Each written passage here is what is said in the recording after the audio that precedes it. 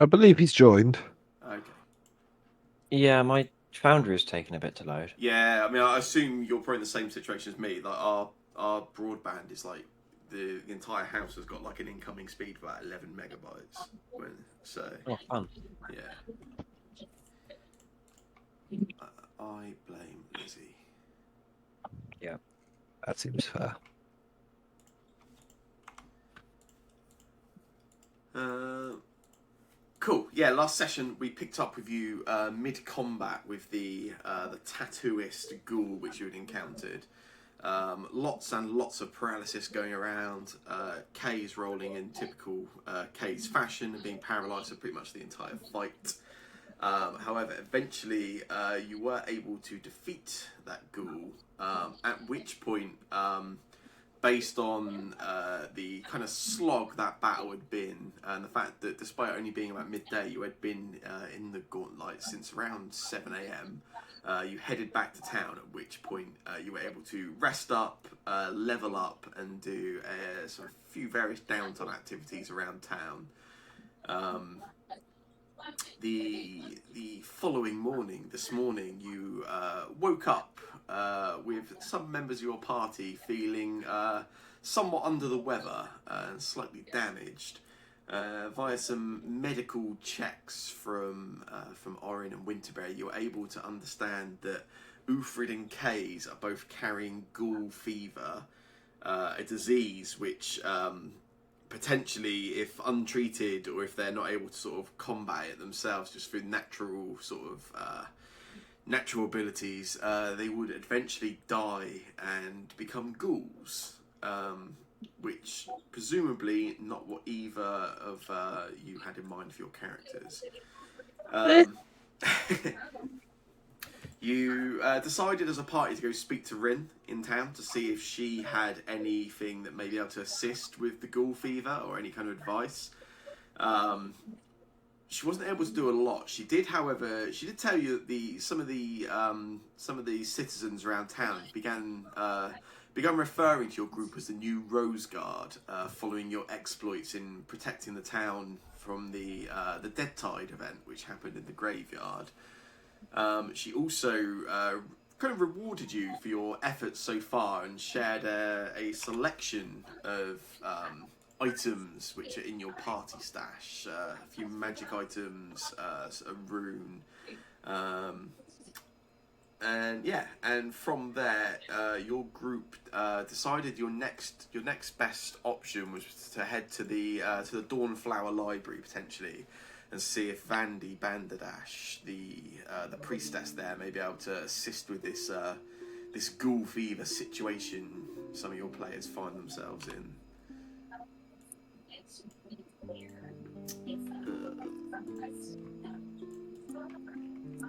I think I've got it correct now, Sam. That's cool. So Double check I've not got too many.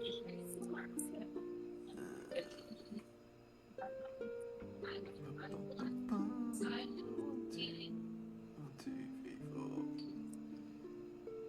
6, 7, 8. Yeah, perfect. You're 8. Yeah. So yes, you got Yeah, I 8 of did it those. manually because it would stick to doing 2 each. Okay, yeah. Oh, your versatile vials appear to have disappeared, though. Did you remove the versatile vials from your inventory? I've got a weird thing. I probably did. Ah, that's awkward because I've created them especially for your character and they are nowhere else, I believe. I think they're on my creating sheet. Nah, they won't be the They're right same there. ones. That I added some rule effect codes to make some stuff work. Sorry, I thought I could have That's made cool. them yet. I should have warned you not to delete it. That's fine. We'll have to make do, I guess, because we've had enough delays. Yeah, I will... my bad. Sorry. No. To be fair, I didn't warn you not to delete it, so it's my fault.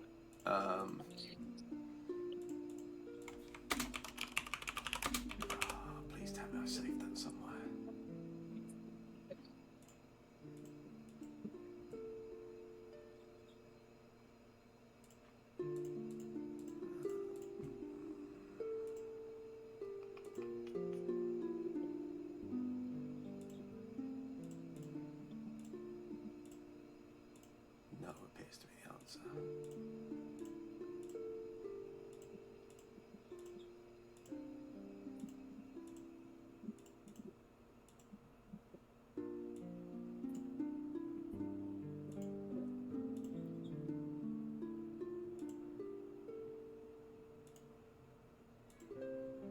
Aha, yes I did. There you go, you got it back on your sheet now.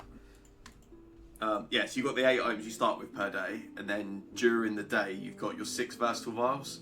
You can, as an action, you can just minus 1 of those to add +1 to any of the other items that you can craft normally, just make them on the fly. And that's how you can use your like immediate things. And then the versatile vials can also just be thrown at people to heal them. If you just throw it at something, it heals 2d6 hit points. And you regain 2 versatile vials every 10 minutes. So basically, you've probably got a full 6 for pretty much most encounters. Cool. And I've saved that, so I won't lose it again. Cool. Yeah. So I think I added the magic items to the party stash. I don't think you guys had time to work out where you want those to go, so I'll leave them there for the time being. Yeah, and your plan was to head to the Dawnflower Library, I think, right? Oh, I believe That is correct. Bunk may have had one last thing it was to bring up with Rin, possibly. I did. What was it? I don't know that. Fuck. I just know that you had Did something. we write it in the chat? Oh, we wrote it in the chat, but the chat's gone. Hang on, I do have the log from last session for chat log. 1 sec. What did I want to bring up? To be fair, all that was written was Bunk has another question to ask her. I was say I remember writing in the chat log that Okay. Bunk wants to ask something of Rin. Oh, shit. What was it? All right. I honestly don't know. That's all good. Oh, anyway, it's fine. I remembered. I think it was what's this wand? It was. I'm pretty sure it was. What's this wand? Yeah. I've got like a mystery wand. Oh, Oh yeah. no. So you do. But no, indeed. Let's have a look. See if that's something she would be able to identify for you. Yeah. I think that's what it was. I could be wrong, but I think that's what it was. Oh, now what the fuck is going on?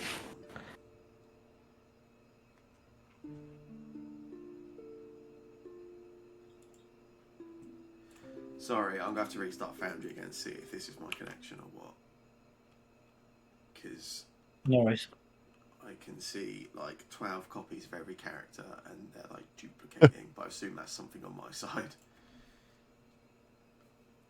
I assume the actors tab for you guys just shows 1 copy of each character in the party. Which one's the access tab? This one here. Yes, it does. Good, okay, it's just me. Also, that reloaded quick. Oh, that means my connection's sorted. And there's only 1 of each character. Lovely. Cool. Right, I can actually get to your inventory now. Check that wand. Good stuff. I think I remember what it was, but before I say what it is, I should make sure that is what it is.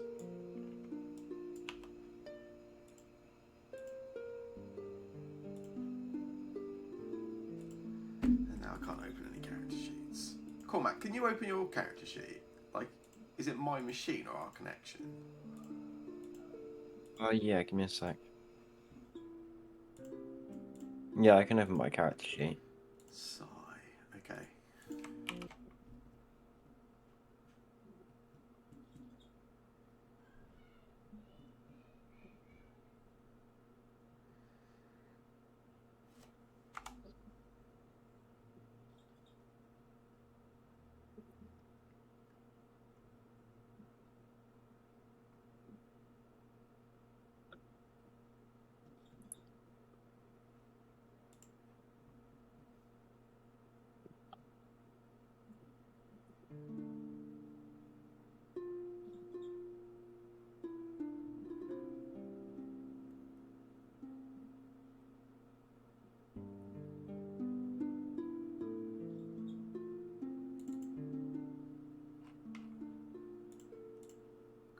That works.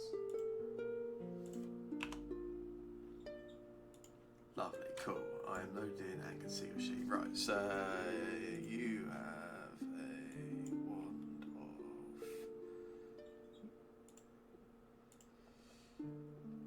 Oh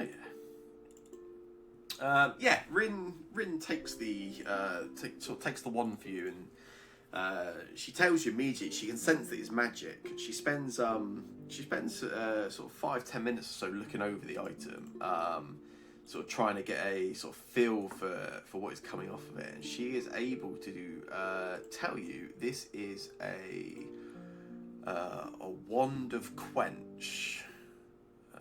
Let's identify that for you. Yeah, which is now updated in your inventory. Amazing. Thank you very much. Oh, it's worth a lot of money, folks. Oh, is it? So it's worth 160 gold. Nice. It's a battle. The I'm not gonna read it out because Sam's just posted it to the I did. main, what do you call that, chat cards or whatever. You basically use it to cast a spell. I'm presuming the spell's to quench. It is. I don't know what the spell quench Can't does. put spies out. Fire creatures take damage if they're in it.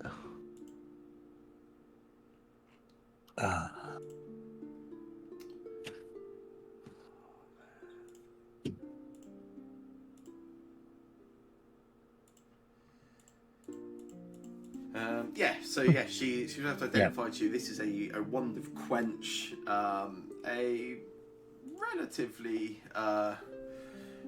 powerful item. Cool. All right. I can't use this though, right? It would depend on the school of spell that quenches. You are a cult caster, I think.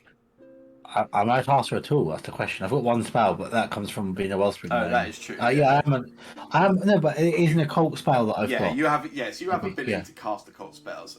Quench is a primal spell. Okay, cool. So that's no good. I cast a cult spell. So if I find a stick that happens to have an occult spell stuffed up it, I can actually cast it. Yes. As well as use it as my wand. Oh, sweet. All right, if I find something, that'll be super cool. I'll see if I find anything ever.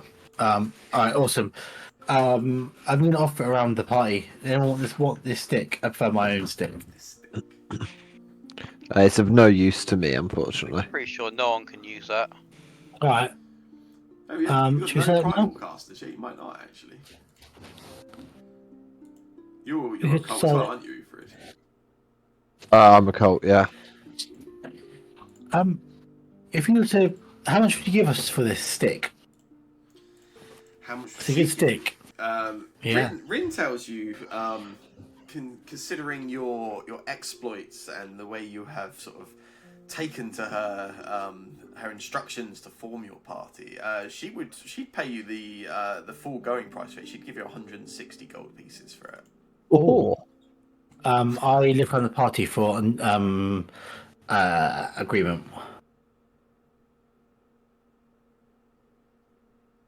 Yeah, I mean, I don't see any reason why we'd keep hold of it, right? Brother isn't muted, so maybe he's. Yeah, he's shouting away. No, unless there's something we can't use it unless there's something that we wanted to exchange it for, like a wand of something you can create, you can cast. Although, Yeah, okay. I'll ask about that. Yeah, you got any of these sticks that do occult stuff? Yeah, she has a few. The Wand of Bane. That is an occult spell. How much is that one? Bless. 54 gold. You should be able to see has it. you got a character? I think. Yeah, fine, okay. I didn't know if you're just going off of like making it up. Oh no, I was going off Cool. what she actually had No. there. Yeah, Cool, Bane, right, yeah, so I'll Bane's put an that occult one. spell. Bless is an occult spell. Well, I'll find out. These all seem very cheap. I said this spell of Quench. Quench doesn't seem like a very good spell for. Quench doesn't seem like a very good spell for how much money it's worth. it makes me worry about what's in the next Well, something like the next floor. Bane and Bless, for instance, are like they are cantrips. Ah, okay, Yeah. fine. This quenches a. Oh, actually, No, they're not. Maybe They're they're level level 1 spells. spells, actually, aren't they? Level 1 Quench, spells. Yeah, they're level 1, sorry. But yeah, Quench is a higher level spell. Okay. I think that might be all in terms of One. a wand of grease, perhaps. Grease But is I also primal. I also happen to know that the Dawnflower Light has some stuff as well. Although a staff of healing. The Wand of Magic Missiles that's also an occult spell. As is the Cool. Wand of Magic Weapon. Should be any of the ones she has got. If you open them up, that you can. There's like tags on each item. Yeah. So any of the occult ones. Visions, yeah, cool. All right. So give me a second whilst I look at it. Wand Hang on a of second. Age What's a of magic missile? What's a magic missile doesn't cast magic missile? That's because Magic Missile got renamed to Force Barrage. Yeah. Random question, Sam. Hello. Where me and Oren can use divine spells, does that mean we can use a wand of heal? Yeah. As long as you can use a heal, a wand, as long as you are capable of casting that type of spell. And a heal is divine or primal. Yeah, so me and Oren have the opportunity of using a healing. I'm not actually sure that I get the option for primal for divine, but it seems logical that I would. Yeah, you do. Yeah. Also, I can't remember if I specified last week as well. I think I may have actually left it out. But based on your exploits as well and your favour with Rin, everything that she sells is actually sold at 90% of its normal price. Oh wow. Wow. Okay. Cool. Yeah. So I mean, a wand of heal or a staff of heal might be useful. So let's just cast heal, I guess. I think I want a wand of bless.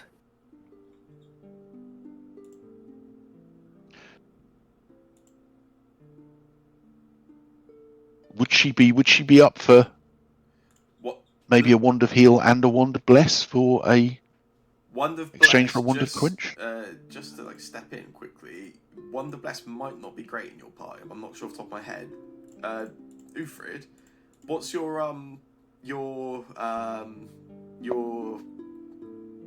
composition? Is that a status bonus? Bloody good question, isn't it? Should we find out? Bless gives you and your allies a +1 status bonus to attack rolls, but if the bonus that Ufrid's always given out is also a status bonus, It is a status bonus, yeah. It is. Yeah, I mean, it does, but also I have Rallying Anthem I can do instead, which is a status bonus to AC instead. So Okay, yeah. I have got options, but yeah. Well, I take Bane. I just think in Bane I have to. I think Magic Weapon. I don't think it's very good because it becomes a +1 striking, +1. It does have double damage roll. I'm thinking if I have a wand of that, then if I can either chuck magic at it, or if I want to switch to my bow, I can magic up my bow and then pull up my bow. What do you think?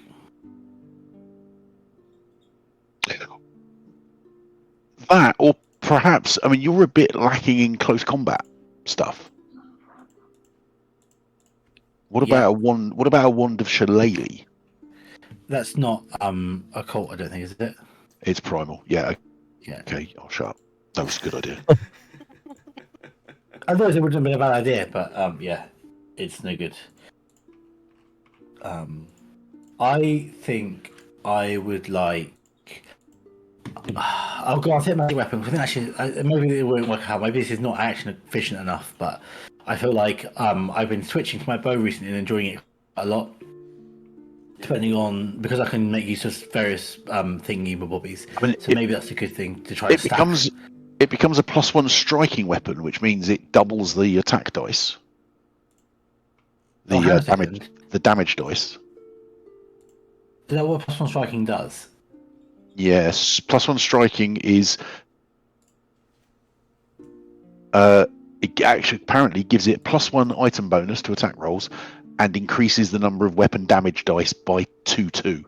So so your bow will become 2d6. Right, sorry, I'm just reading this. I was reading this as a list of things. No, wait a second. Is this? So this says the target becomes a +1 striking weapon, comma. Yeah. Gaining. All right, fine. Sorry, that's just describing what it's it does. describing what That's, it does. Yeah. Yeah. that's worded very poorly. But anyway, fine. Got you. Okay, fine. So yes, I would like an extra damage die, and I could also stack because I can stack that. Yeah, I think that's probably good. I think I'd like that. Okay, fine. So I'd like one of those, please. That's 54 gold. We could buy basically 2 more wands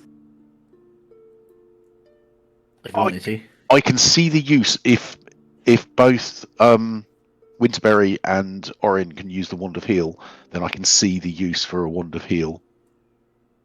Do Okay, we I have mean, to have it on our person at all times to be able to use it? Like, Yeah, words can't think. Attuned to it. I Yeah. don't think so. I can't remember if wands require attunement. I think It doesn't they don't. doesn't mention it on the They have to just be on you, in you. They have to be there for your daily preparations, I think. It says, yeah, activate it, cast a spell, frequency once per day, plus overcharge, but I don't know what. It's like it's the same as like the staff that Ufrid's got. During your daily preparations at the start of the day, they just get charged up. At which point, you can use them. They're not invested. I mean, it's a Wand of Heal is effectively 1 heal per day. Now, in theory, that could be a 3-action heal. Oh, I guess it still takes the action from our action economy. Is that correct? So to use it in combat, it would be that, but it does allow a 3-action heal. Would allow us to heal in a 30-foot emanation. Although that gets it does friend and foe alike.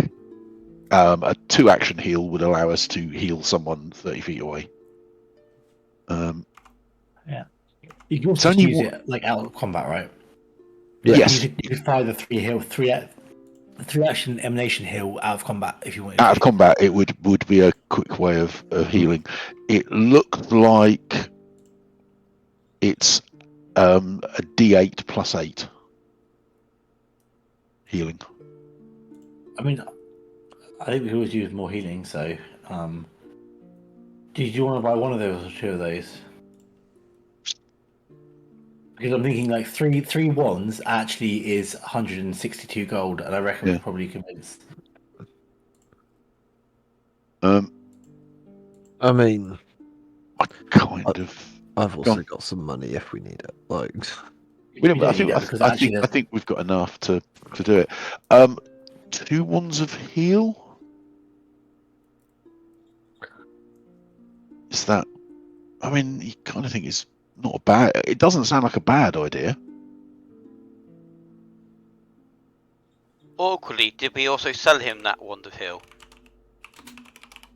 I don't think so. Did we? You did sell a Wand of Heal to Rin, yeah. Oh, nice. Why did we do that? Because we didn't think we could use thought it. we couldn't use it. Okay, fine. All right. So we were just idiots in that way, Yeah, not basically. in the other way. Yeah, fine. In that same sense, did we have our were we able to use Lay on Hands at that point? How do you mean? When I'm trying to remember when I learned Lay on Hands. That's true. It might have been that you actually couldn't. Yeah, We couldn't might have use not it. been able to use it at that point. I think I've always been able to, but then but Lay on Hands is for me is arcane. It's actually rewind the last 5 minutes of your lives as I reread the rules on wands. It's not as simple as it being a spell that is in your school of magic. It has to be a spell that is in your spell list. Oh, right. It basically, So we can't. wands allow you to cast stuff without actually spending spell slots. So we'll just put that Wand of Heal back on the shelf again because we were right the first time.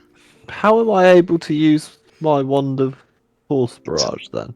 It's a different thing, maybe. Maybe you can't. Probably can't. Have you ever used it? I don't think you've ever used it, have we? I have used it once, but it shows up on my spells after daily preparations if I've got it equipped. To cast a Maybe spell Force from a Barrage. wand, it must be on your spell list. So yeah, it might not be enforced, but yeah, in future, yeah, that's not very good for you, Wilfred. Well, when you say on the spells, is that the list that he knows or the list that he could know? I would have to grab my rules PDF. One sec.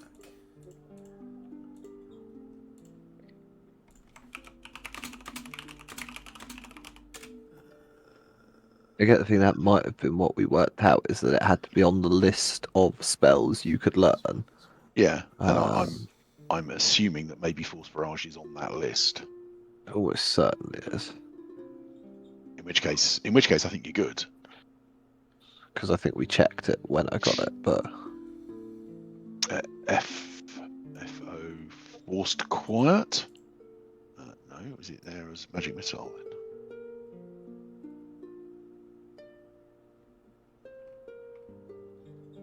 No, is it? Oh, it is.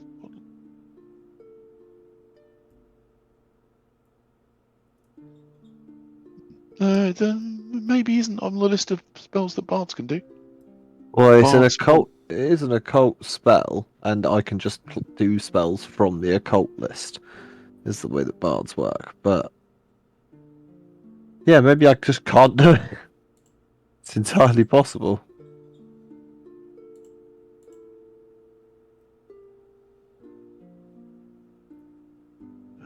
Sad times. It's not really clear. Because staffs are different, right? Wands and staffs have different rules, I think.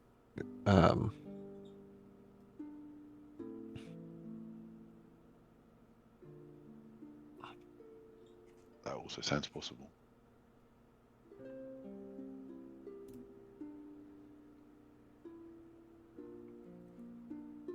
Yeah, bard list.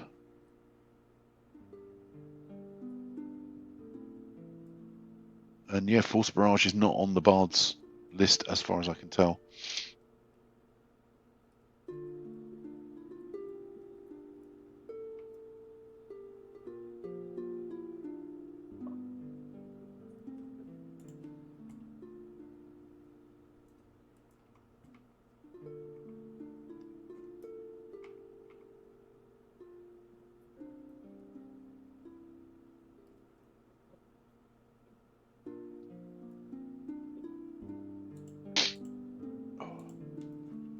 Yeah, as long as it's from your school of magic, you're fine. Yeah, but I don't think Force Barrage is from. Force Barrage is an occult spell. It's literally on my Yeah, character Force sheet. Barrage is called an occult spell. Okay, so it's an occult spell. Okay, it doesn't seem to be on the Archives of Nethys. I don't know what I'm. Force Barrage. Yeah. I mean, I stick with it can work because that makes sense, but There you go. I'll just post a link to it in on Foundry. lovely.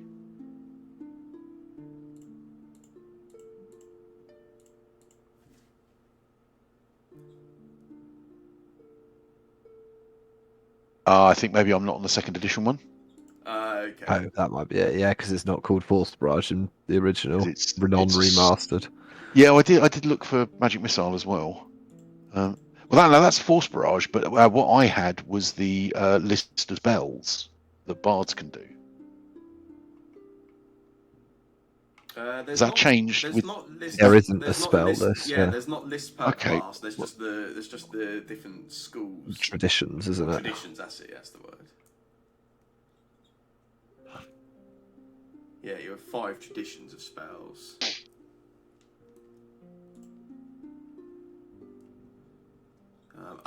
That's Pathfinder First Edition. That you've just looked at. That explains it. That's cool. That completely explains it.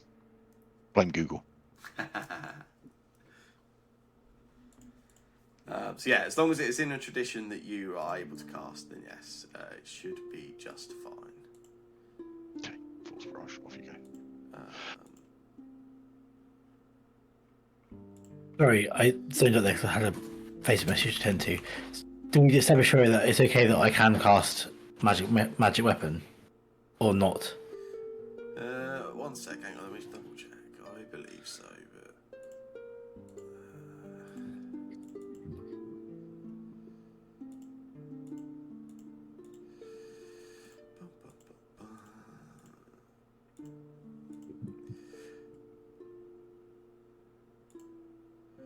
Right, so it has to be a spell you are able to cast, but that has to be from a source of spell casting. The only spell you've got is through your ancestry, so it's like a natural ability you have, so you're not actually a spellcaster. So for the others, the hills and stuff you're talking about, yes. For Bunk, no, because Bunk isn't actually a spellcaster. Got you. Alright, so, yeah. But neither me nor Winterberry can cast heal. But you can cast divine spells. We can cast divine spells, but we can't cast heal. So I think we can't use the wand of heal. You have an arcane tradition. Divine. Actually, I think I have arcane both. and occult. Divine is your Wellspring. one. The same as Charlie's Yeah. discussion. Yeah. So Orin. So I've got. Orin can do arcane and occult wands. Why can I do? Clerical Oh, I've got a and cult. divine. Bardic. Yeah, you've got a cult tradition through being your bard tradition, and Yeah. you've got the arcane one just through your champion. Okay, so if bards can cast, Wait, hang on a second. My brother can cast occult spells and I can't. Because he's a bard. He's taken the That's bard. some absolute bullshit. That's the most bullshit I've heard in my life. Cool, alright, I don't want one then. I would like to just sell this one for 160 gold, please. And then we can tell what's through the cash afterwards. Shopping. Is that fair? Is that right? Yeah. I mean, I mean, we can split it. It's 160 gold. There are 5 of us, so yeah, we can just split it between us. well, I think there's. I mean, we ought to consider investing in some runes, if nothing else. We all ought to have at least a +1 weapon, if not a striking weapon. Yeah, I've got a +1, so I don't have striking. Where are runes being sold? I'm assuming she's not. Does she sell runes? She Sells a lot of does. stuff. Oh, she does. Yeah, I found them. Yeah, she's got 1 weapon potency rune. That's all she's got. Yeah. And they've got them. I actually got a striking ring. Oh, hang on a second. A striking rune is only 58 gold. That's very cheap. Yeah, she's cheaper for us because she likes us. No, but it's still cheap anyway because that's 90% of the prices. But it's still 58 gold or whatever it is, 65 gold probably. Yeah. It's very cheap for a striking weapon. I think it's really cheap. So, Orin has a Morning Star that is currently a +1 Morning Star. If it was We a make striking one, please. Morning Star, would be a good thing. Yeah, agreed. Um, It's your main Shiny. source of damage, so it absolutely should be upgraded to a striking one. I believe Kay's already has a striking weapon. Is that correct? That is correct. Yeah. So I think Is that the only striking weapon in your party? I can't remember. I think it is at the moment. Not for long.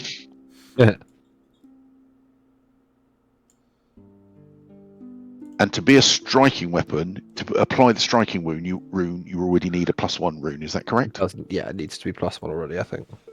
Cool. Right. Okay. So it's not that cheap. Is it? Because you can't just buy one of those on its own. Because it Yeah, well, posty weapon. you can if you have a +1 weapon, but Yeah, so that's what I mean. You have to invest it a little bit or find something a bit better. Yeah. Also worth remembering, you guys still have a spare +1 rune in your party sheet Yeah. as well on the Warhammer. Yeah. So going back to the thing, I think we should get a +1 striking rune and that apply Orin's Morning Star. Yes, agreed. Then combat was, it's possibly, well, it's Winterberry is the next combatant. Can we persuade Winterberry to perhaps upgrade his shears to something that rolls more than a d4? Negative. Yeah. If I wanted a really- better weapon, I would have yeah. picked a better weapon. So The shears are special. shears for Winterberry, or so Theoretically, should we be I'm striking pretty sure shears? Winterberry isn't meant to be hand-to-hand. He just keeps running in because No, our well main that's guy keeps falling well, down too easy. I'll look over at Case.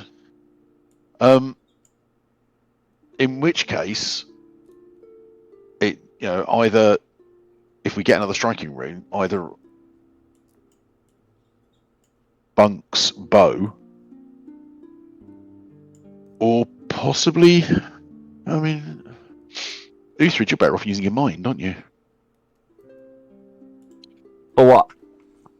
For Fighting? combat. Yeah. I've been relatively handy with a blade, but I mean my weapon's you already a wanna- +1 weapon. It doesn't need to be any more than that because I very striking rarely weapon. use it. It's probably not Okay. worth it, quite frankly. So that was a long-winded way of agreeing with me. No, I don't like to agree with you. I'm just debating That's- whether I need to sell any other crap that I'm carrying around. But I think I'm gonna get used to this staff and necromancy. That's what I'm just deciding though. Okay, I am going to buy a striking rune now. Yeah. Except I can't Cool. find it. Where's it gone? Before you buy it, is it worth? I don't know. Yeah. Do you have the cash for it already? Me, no. I haven't got any cash. Okay. That's Right, a good point. Fine. Buying it could be tricky. I hadn't got that far. Yeah. So, I pressed the button to sell items. Is this my stuff now? Yeah. Oh my god, that's such a good little. I've never done that before. Yeah, this is neat. Where's the wand though? I can't see it on here. Oh, I already. Sorry, you guys were talking about selling it, so I actually sold the one on your behalf. All right, fine. All right. Sold it, So yeah. So- no, it's fine. Look, I'll buy the rune for you then. What's it Can you? called? Can you? Yeah, the striking rune. Right, I've got one. I'd be tempted to Or- buy two of them. Yeah, I agree. I don't want to mind. I've been using my bow more and more. Actually, I'm realizing it's better and better and better. Actually, so it should be better. In which case, you might also is your bow +1. Oh no, we've got a spare +1 rune. So It's also +1 anyway. all right, okay, well that's cool then. Maybe that'll do for now. Okay, cool. I've got 50 gold on me as well, but You'll we put keep those that runes for on the short petty bow cash. and the morning star. Yeah.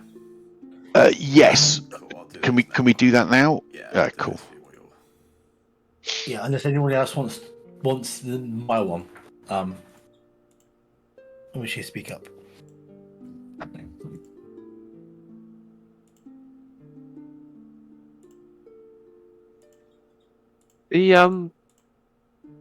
The other runes, like the ones that Rin sells, like cunning, fearsome, ghost touch, things like that. Yes. Are they? Is there a requirement as to what stuff you can have on a weapon at a time from runes? You can. So you could with. There are fundamental runes, then there's like the additional runes. So a fundamental rune is the +1 rune essentially. Yeah. Once you've got a +1 rune or something, you can have one other rune on something. Okay. Once you've got a +2 rune, you can have two other runes on it. So Right. Okay. to put cunning on something, it has to already be a +1 weapon at least. Yeah.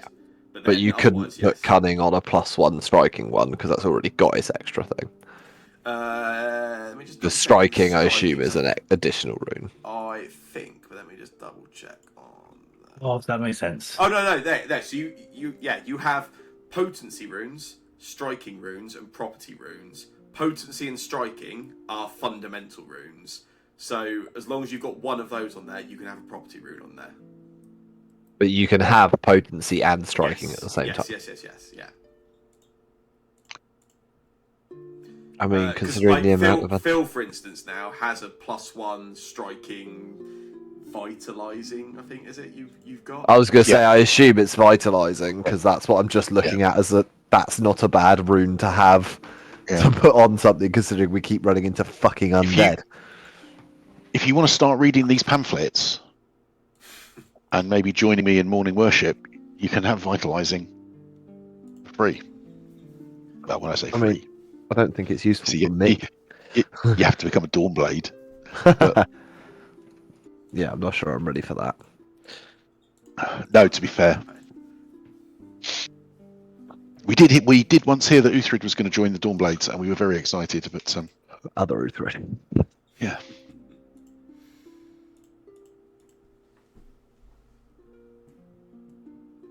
the other thing that Tunk would like, but he's not going to say it out loud, is he would like to beef up his armor with a +1 type rune, but I haven't seen any for armor at the moment. Rin hasn't got some, but there are some. There's definitely some around town. I think there So may the be some garrison have Blade them. Brigades, if not the garrison will. Yeah. It's 160 I gold think it's pieces both. for an armor potency rune. Oh, okay. Rather expensive. You but guys are maybe I'll low say on that. coin, but you're not low on value. You guys have a ton of value Mm. around. The party sheet's got more than 300 gold's worth of stuff on there. Yeah. Yeah, I don't know how to Yeah. sell that because it just shows my stuff when I go it. Do I have to put stuff on my inventory to be able to then sell it? I think so. Yeah. Oh, okay. Whilst you you're can- doing that. But I can also just anything on there that you just want to sell. I can just turn it into money on the party sheet and distribute. All right. I mean, it's Do that. Isn't it basically everything we've got on there we're going to sell? Probably, yeah. well. There's Sam. there's a striking. Oh, there's a striking rune in our stash. Go And on. and a slick rune. Slick. That is it's Striking an rune, armor the slick rune. rune, what Rin gave you last week. Yeah. I feel like so slick goes on armor, right? So we'd need to have got Yeah. a +1 rune on the armor to apply that. Yeah. So we can't use that yet. Yeah. But we've got a ghost touch rune in there as well. Yeah, she's that. I think actually the slick I had already, and then she gave us the ghost touch and the Yeah, striking. that's right. Yeah. But we um, should definitely put ghost touch on someone's weapon. K's, I would guess, Yeah, probably. because I've got a vitalized weapon, which one I'm not sure. Can you from what you've said just now, Sam? Can you put ghost touch on I can't. You can't. I couldn't put ghost touch. and vitalizing. No. Sure. It's one or the other. Yeah. Yeah. So, although actually, and again, I think ghost in the touch might morning, be I one of can your make daily my options, isn't it? Anyway. It is. Oh. It is one of my options. I can actually make the Morning Star Ghost Touch if we wanted to.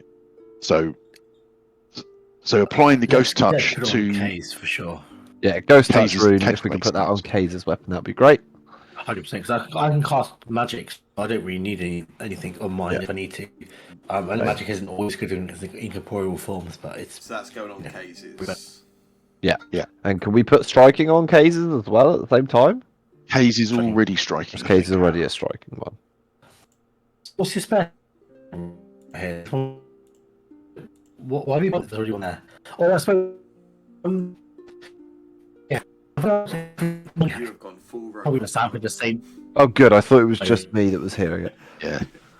Charlie is a robot. 1 second. Are you seeing me right now? Oh, you weren't robotic when you said that. Yeah, is Kaze's weapon already striking? Yes. Yeah. Okay, so we don't need to do that. Case now has a +1 striking ghost touch Abdulri dueling sword. You're welcome, What I was Kaze. saying. What I was saying is, we have a striking ring already, and I realized we can unlock an infinite money hack because we sell it to Rin for full price and then buy it back at 90%. Rin was buying the wand from you at full price. Not Everything else they buy at half price, don't they? Damn! I thought I'd broken the game, and obviously there's no Yeah, wait till next human to run this to tell you to that's not happening. Cool. Are we selling things like the Warhammer and the Retribution Axe? We're never going to use them, are we? I don't think any of those weapons are usable for us. I would say yes. Can we sell all those, please, Mr. Sam? Well, all those weapons. Yeah, I don't think any of them are useful to us. Yeah, I think that is reasonable. They're all too big. I mean, technically, the +1 Warhammer is basically worth the price of a +1 rune. Yeah. But we also don't need a +1 rune at this point, right? Well, Everyone has +1 weapons. true. Everyone's got a +1 weapon. Maybe.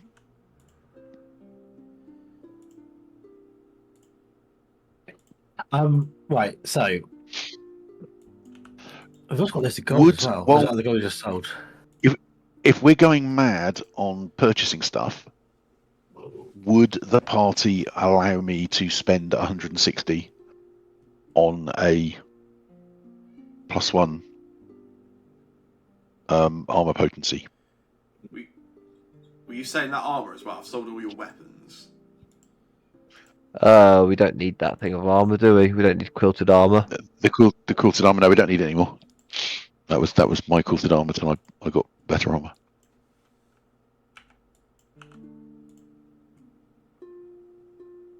But yeah, so can I spend? I mean, we've got 65 gold in the party stash. Oh, Yeah. getting it to 100 and something is a bit harder. What do you need? Sorry, how much do you need? Well, the +1 armor, the armor potency is the next thing that I would like. I don't have to have it now. We don't have to have it now, but I'm just, I'm acutely aware of Winterberry tutting every time I fall over. So Winterberry tutting. It's everyone. Yeah, indeed. I have 48 gold that I could put towards it. And actually, also the stash got up to 75 now. So I've got 48, which puts us at 925. I don't know how much it is. Sorry, how much was it? 160. Okay. Well, so we need another 35. Does anyone have 35 gold on them? I do not. I have 1 silver piece.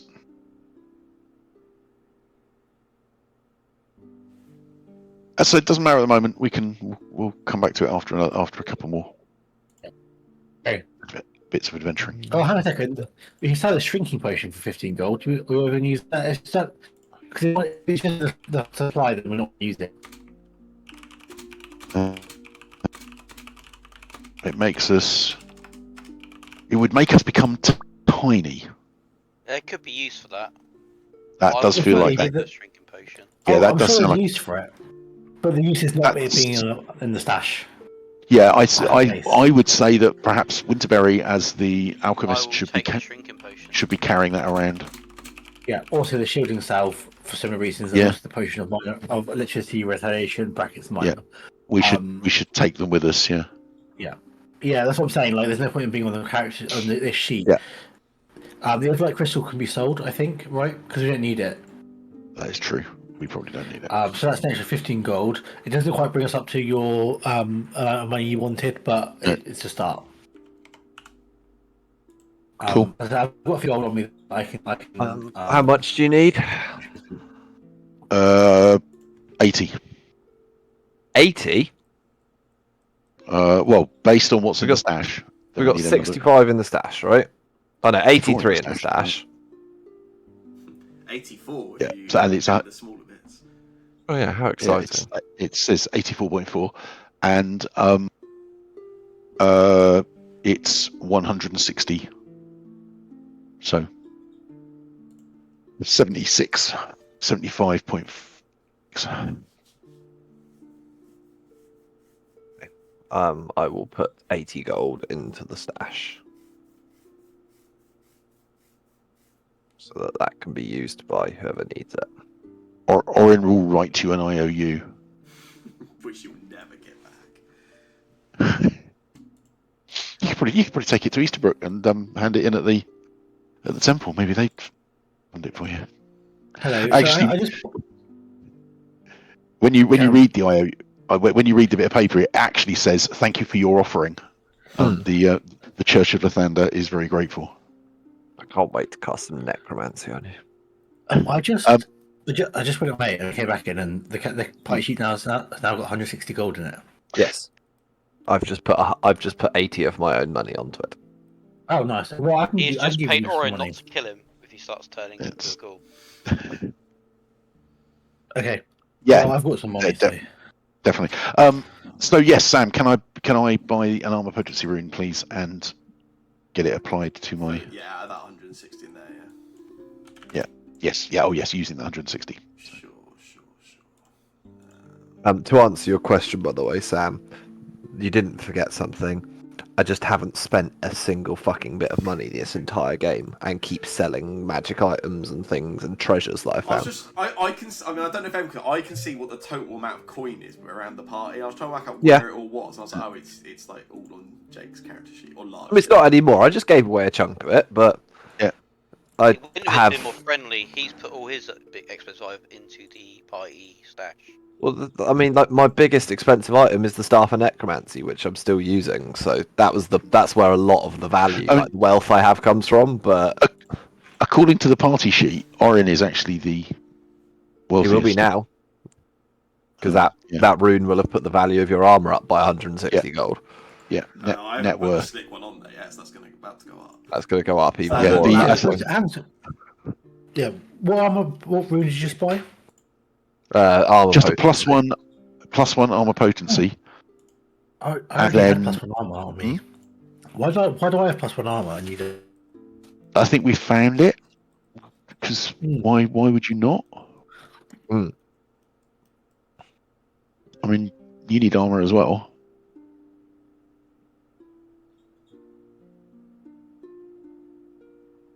Not like you. I'm actually I'm reasonably rich. Actually, I didn't realize I was very rich. Hayes, Winterbury is very poor. Winterbury needs more stuff. Oh, Winterbury Winterbury's doesn't going down believe in price. As stuff. soon as he uses potions up there, it's going to go down massively. Oh yeah, yeah, they probably get counted actually, don't they? Yeah. Yeah. My potions I make daily get counted as my wealth. Oh, do they? I think that might be true for me actually as well. Maybe with my Oh, with My your the talismans probably do. yeah, which actually worth quite a lot of money. So I do also have a weight of potency rune on me as well.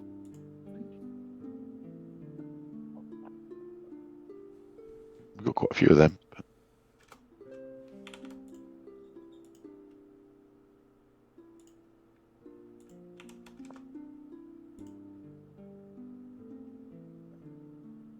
Cool. Are we done with the shopping now? yeah, I think so. Sorry, it wasn't supposed to be a shopping episode, was it? But it ended up being one. I don't have a question though, Sam. Yes. Apparently, I can cast spell Create Undead, and I can't remember why I can cast it. Do you know why I can cast it?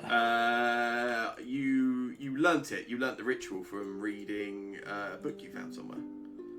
Okay, fine. All right. I believe it was in the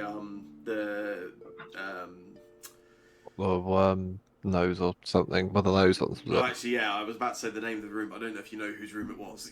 There was a book in a room that you definitely read, yeah, which is where you got the ritual from.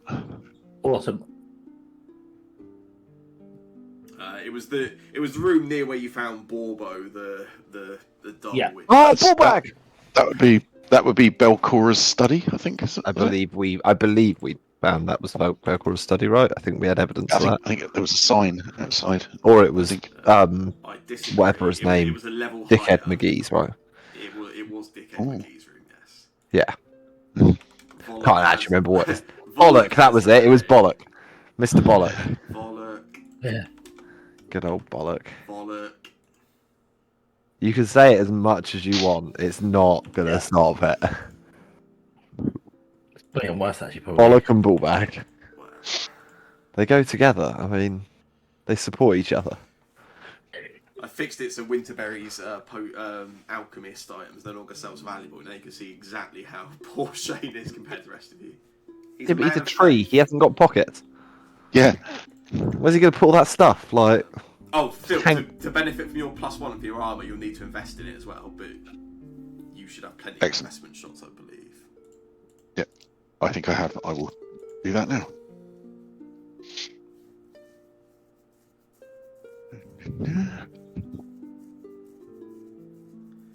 Which puts you on like 20. Well, you're on 23, 24?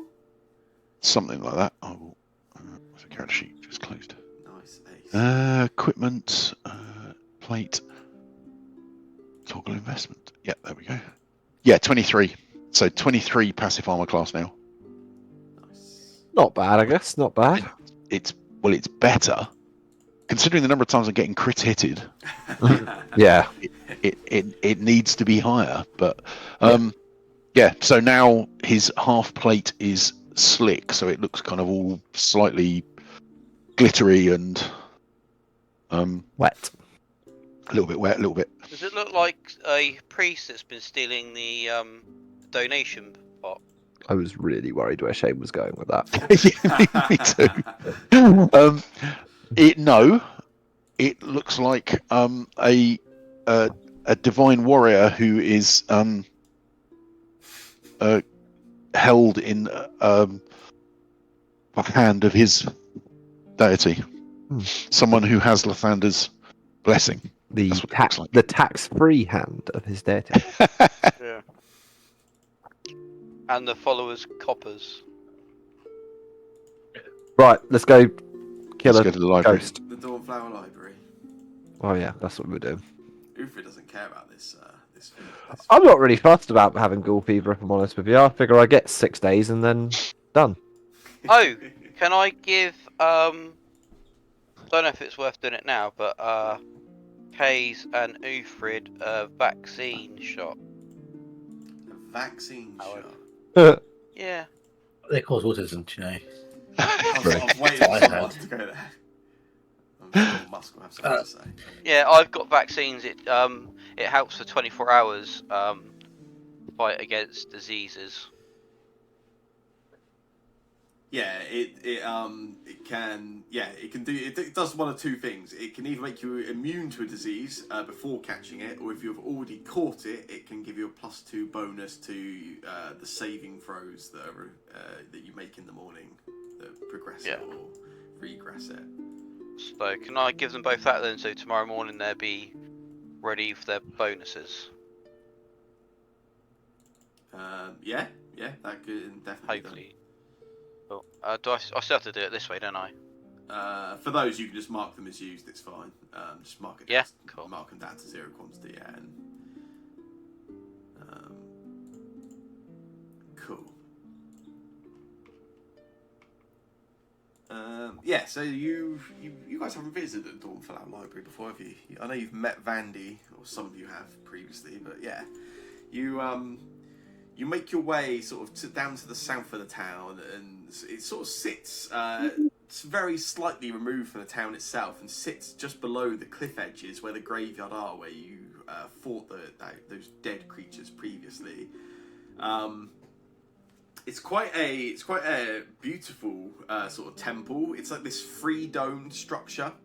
And as you enter and make your way in, you're able to see that all 3 of the roofs, the domes of each of the sort of buildings of the temple itself, they're like glass roofs with like not stained glass, it's not like a design to it, but it's like coloured glass. As the light sort of comes in through, it sort of refracts around and makes sort of colourful patterns all over the walls and the insides of the library itself. As well as being a temple to the goddess Serenray, it is also a library, which has a collection of sort of divine literature, etc. As you make your way in, Vandy Banderdash, the priestess, a halfling, she makes her way over, and as your party enter, she smiles in your direction. She says, the heroes of town, you've come to visit. And she looks at you, Orin, obviously having met on your first day in town. She says, a follower of Lathander's always welcome in a temple of Serenray. It is always an honour to visit Serenray. So as the newly elected heroes of the town, what brings you here?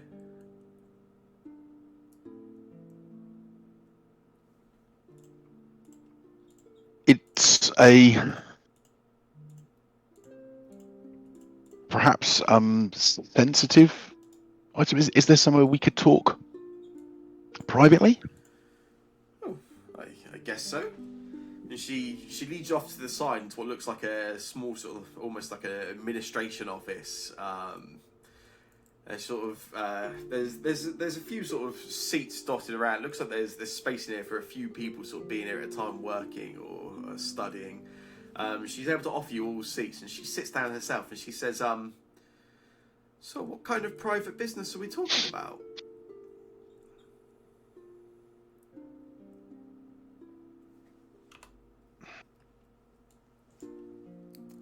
As you may know, since the incident in the graveyard and the light from the gauntlet,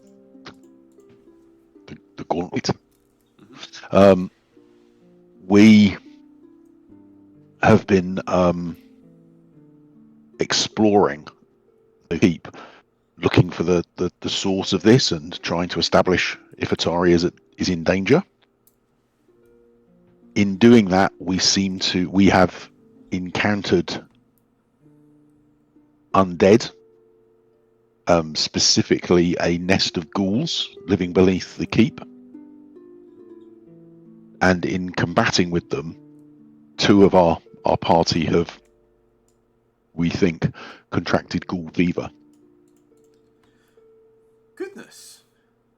And we were hoping that this is something that the library may be able to help us with.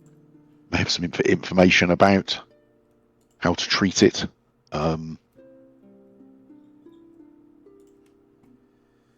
Wow. Yeah.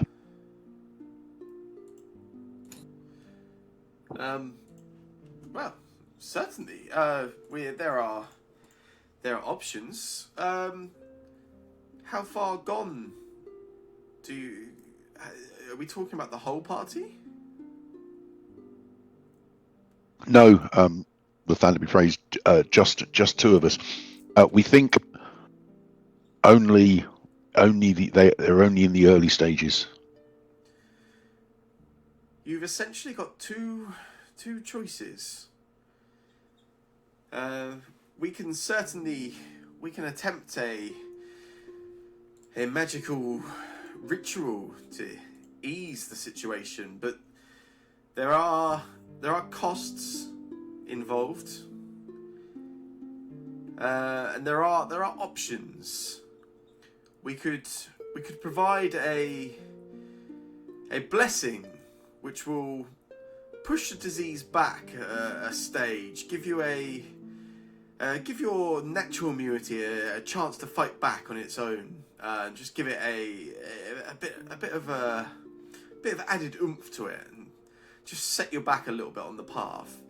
Alternatively, and I must warn you, it's not an exact process, but we could attempt to counteract the disease. It's more costly, it's more powerful, but it's no guarantee.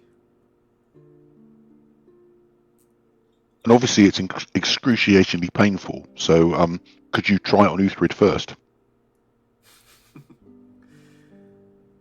We could do that. And she looks around. She says, "Which one of you is Uthrid?"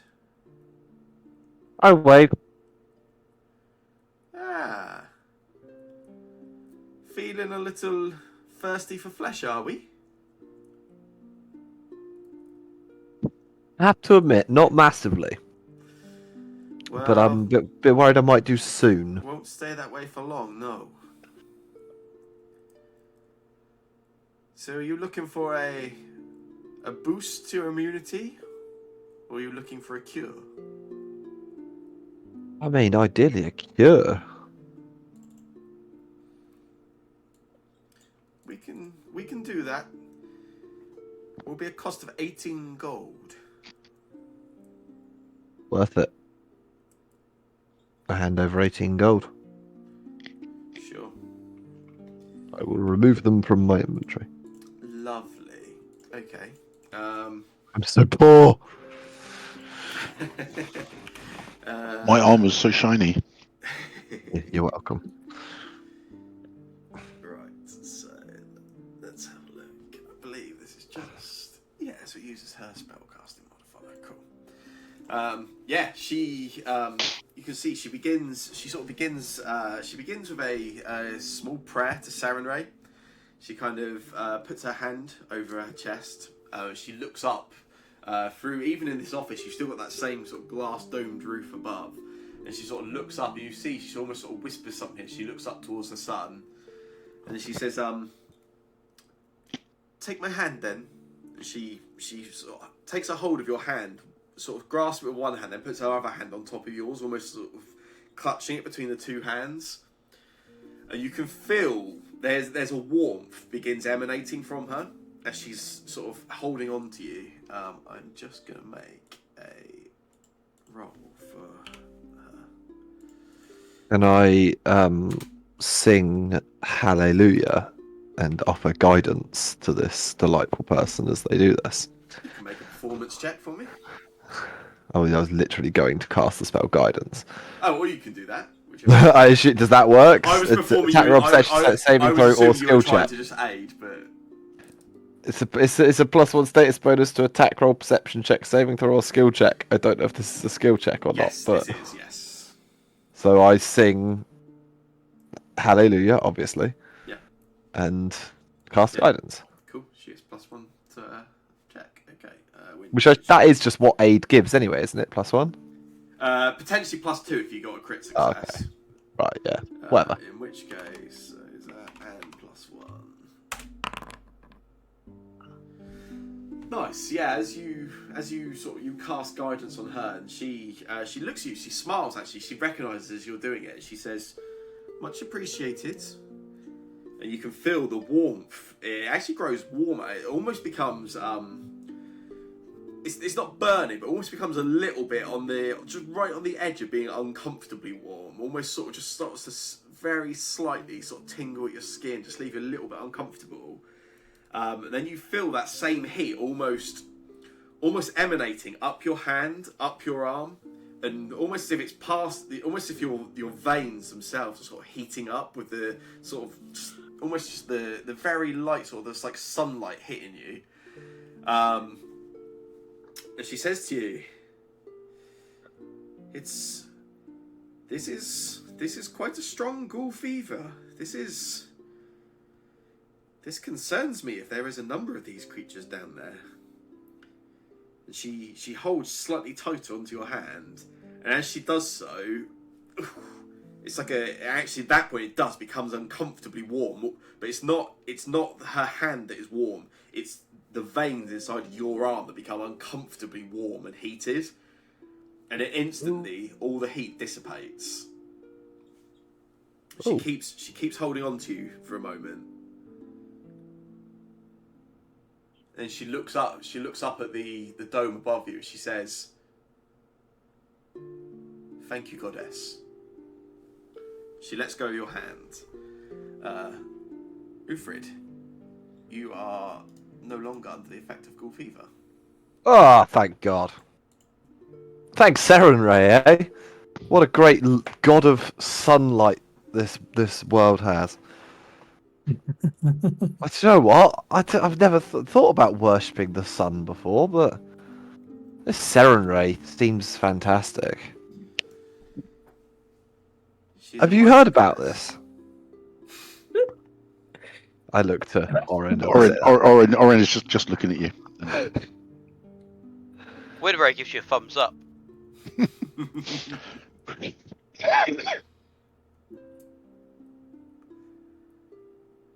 You said there was another.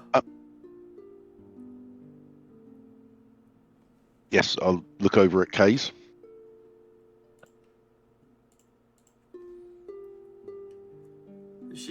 She looks at you, Kay. She says, "You're under the same affliction." They nod. And I must warn you as well. You're not going to go biting my hand, are you? They shake their head. Convincing. So I guess it's the same offer I had for your friend. I can push the illness back a stage and give your natural defences the opportunity to fight it off. Or we can attempt to, just like your friend, see if we can counteract this disease entirely. They put up 2 fingers. Which two and in which direction? Rude. Nice. Okay. She says to you, we can do the same. Same as I told your friend, there's no promises. And just because it worked for him doesn't mean it will work exactly the same. It'll be 18 gold. Give me a second. I think I have that. Oh, I do have that. Okay. You do? I give them 18 gold. Sure. Yeah, if you want to take that off your sheet. And then, Just a sec. yeah, she does the same. She reaches out, takes your hand, the same as she did with Ufrid. And she looks up again at the sun, sort of catches it in her eye, and she sort of whispers to herself, and she's sort of holding on to you. And again, you can feel, same as Ufrid did, you can feel this sort of warmth of her touch, and then it grows slightly, just to the point of being uncomfortable. She says to you, again, this is a mighty ghoul fever. I wouldn't have liked to have encountered this creature that gave this to you. And then she mutters under her breath again slightly, and as she does, you can see her looking up. It's almost as if she's sort of praying to Sarenrae as she's doing so. Let's get her to make her roll for this. Yeah, she's doing that. Now you can feel the heat starting to sort of spread up your arm through your veins. Your whole arm sort of starts to become a little uncomfortable. Then she looks you in the eyes. She says, "You okay there?" They nod.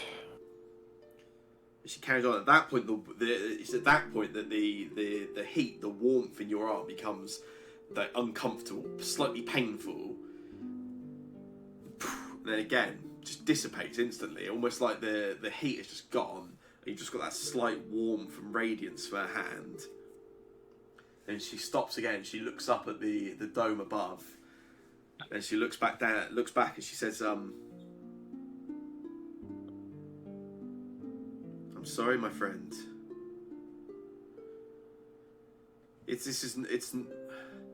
I did warn you. I told you this was no guarantee. I do my best with the power the goddess grants me, but I'm afraid you are still afflicted."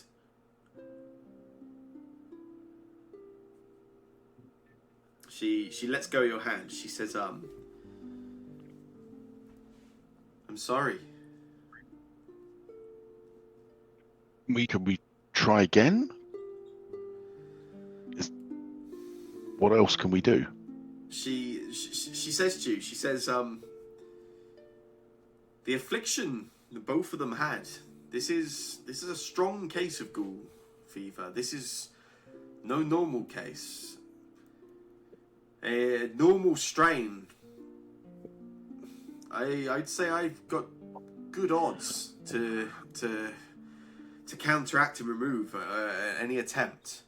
This one was stronger. I can try again. I can try again. But nothing makes me feel worse than not being able to help.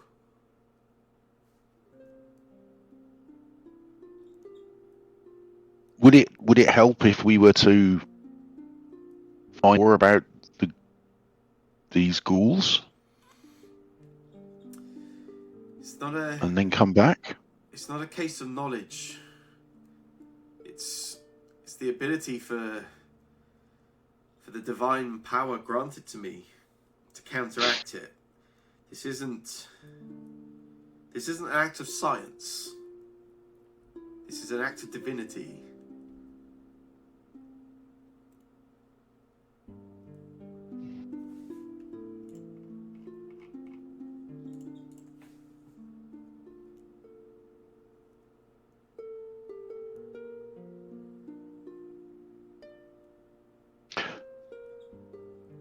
perhaps we should return tomorrow and try again, If you can, or at least sometime after the guidance immunity has expired. if you can keep yourselves a secret, the new Rose Guard, I'll do you a deal. If you return here tomorrow, Kitsune, and I won't charge you to try again. Don't go telling nobody. We have to keep this place maintained. I can't be going casting spells left, right for everybody in town. But for your efforts and what you've done for the town, it's the least I could do.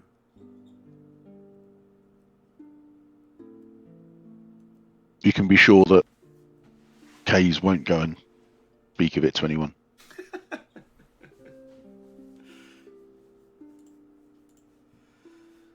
Okay, well, you be strong, my friend. It's a strong case, but you're not taken yet. There's a fight in you. And come back tomorrow. We'll see what we can do.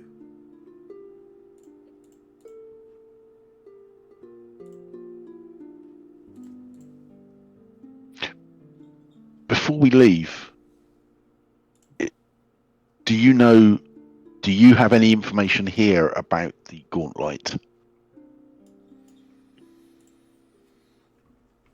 Not really, no. This is a place of worship. This is a place of respect.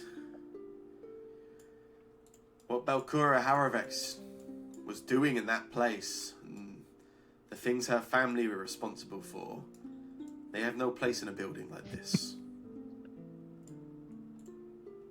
Well, while we were saying that, or she was saying that, Orin kind of took a book sort of off a shelf just next to us in the room, and then as he opened it, realised it was part of the sizable collection of mostly tasteful erotica that is detailed in the description, and just blushes and just puts it back on the shelf. It's not for everyone, that stuff.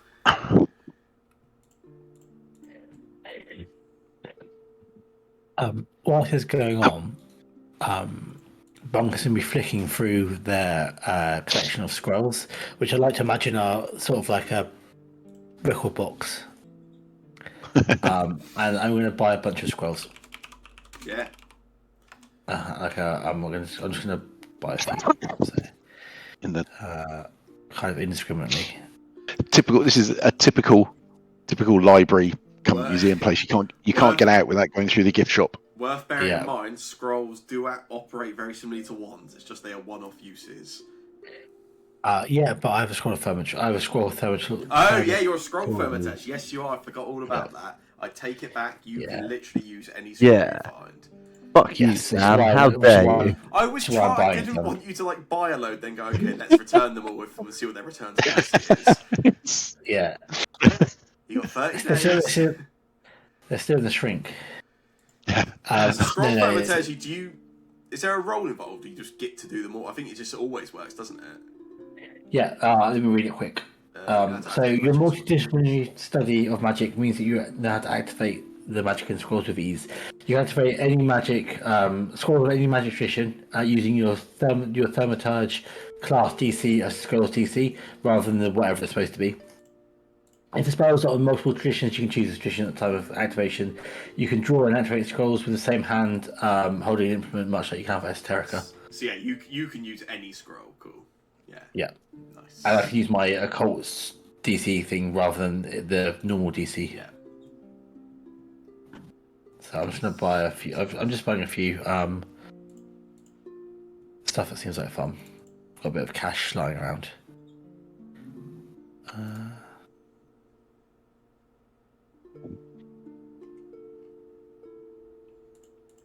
What does Spirit Link do? Is that the one that lets you telepathically talk to somebody? No. If the target is below its maximum hit points, it regains 2, and you lose that many. Oh no! I need that for my brother. That'll do for now. I've just bought a few. Yeah, nice. Well, back 1 sec. Yeah, all good.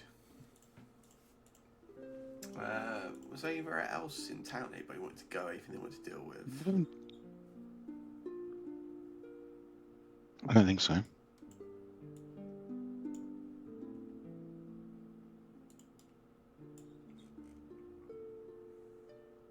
Do you want to fast forward the day on the argument that because actually applying the runes takes time, doesn't it? Yeah, I mean, all of this probably is. Let's say it's taken at least a couple of hours. All of this around town.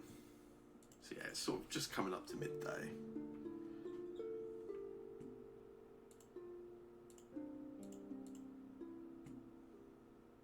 So should we, fellows? Should we head back to the keep now? And see what we can. See if we can do some. See if we can find anything that might help tomorrow.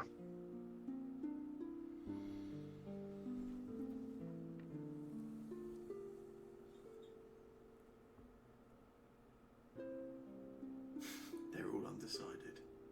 Yeah, let's assume that's a yes. Yeah, I'm back.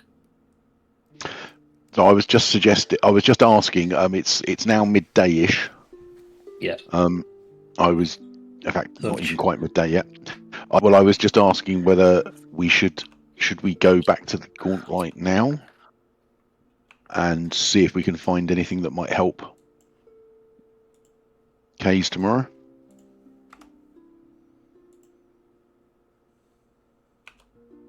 Weirdly, that's exactly the response that the party had.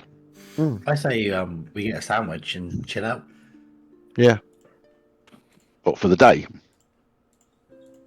Have a relaxing day. Why not? Okay.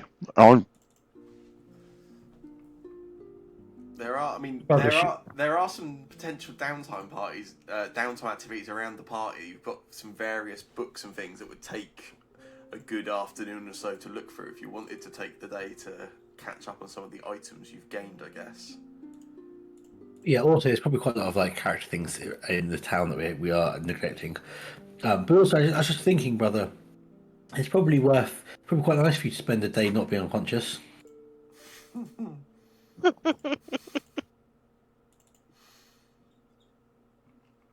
That's true. But perhaps it would be nice for you to spend a day helping people. You just think about times I drag your sorry ass up.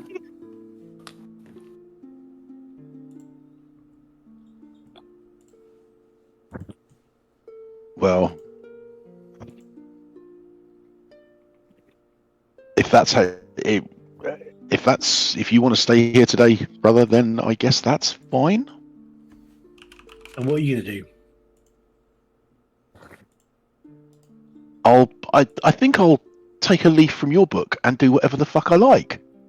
And Orin sort of spins on his heel and marches away. Which direction? Currently towards the Crook's Nook. Okay, that's fine. I don't mind that so much. I still you hear a cool night on your own.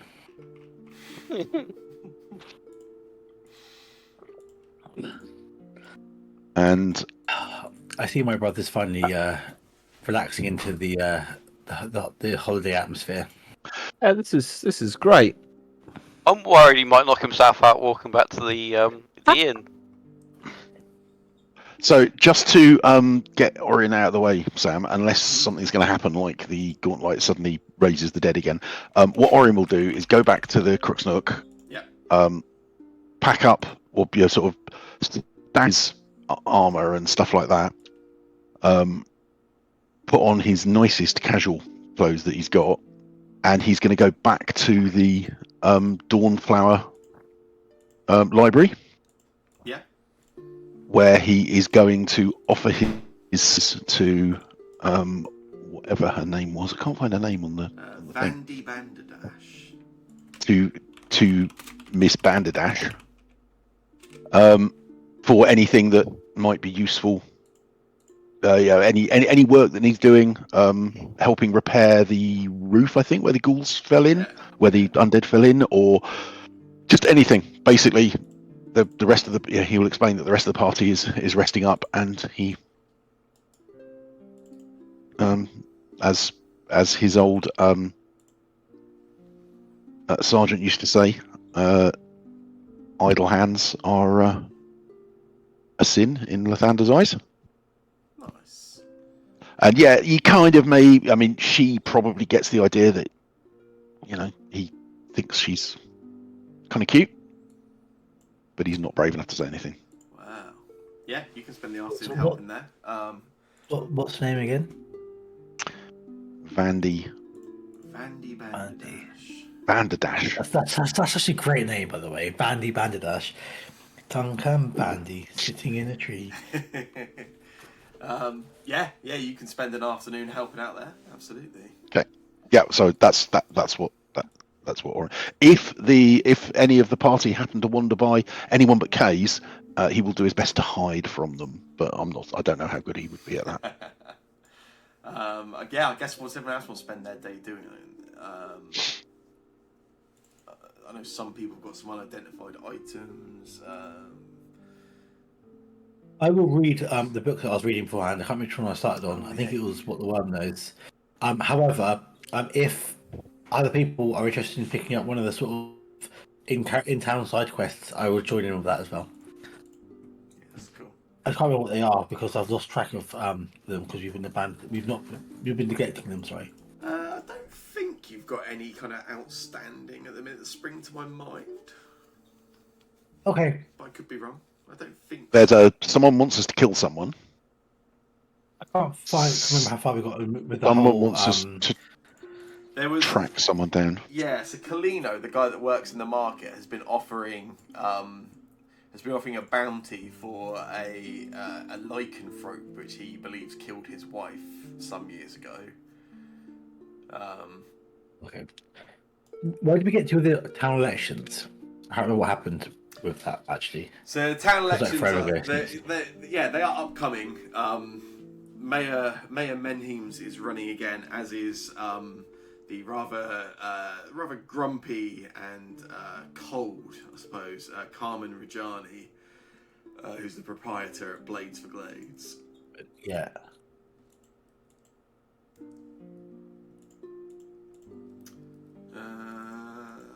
Okay, so yeah, you're potentially looking at that book unless anyone else gets into any trouble, in which case you'll be there. What are you doing with the day, Ufrid? Well, I've got a set of blueprint plans that I think I would like to continue reading through. I know I've done a bit of deciphering on them anyway, but I want to just kind of probably spend the day looking through that.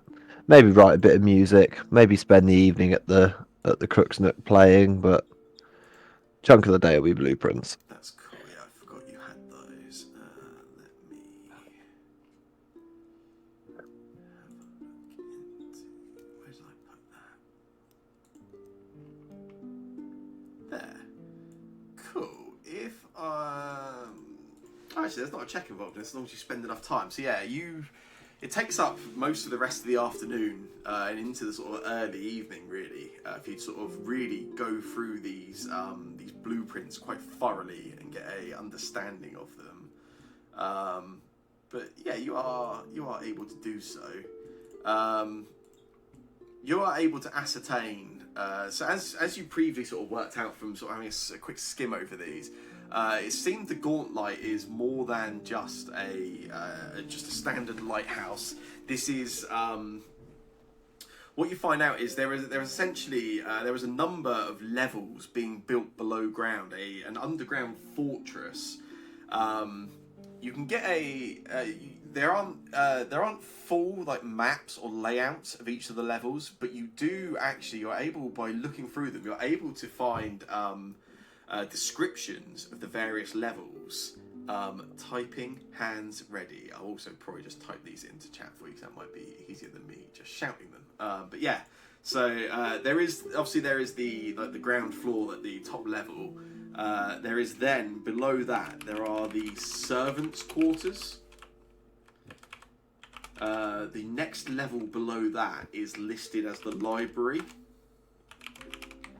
The level below that is listed as Belcora's Retreat. Below that, there's another subterranean level which is listed as the Arena. A level below that, there is what is listed as the Laboratory. On the level below that, there is a listing for a prison.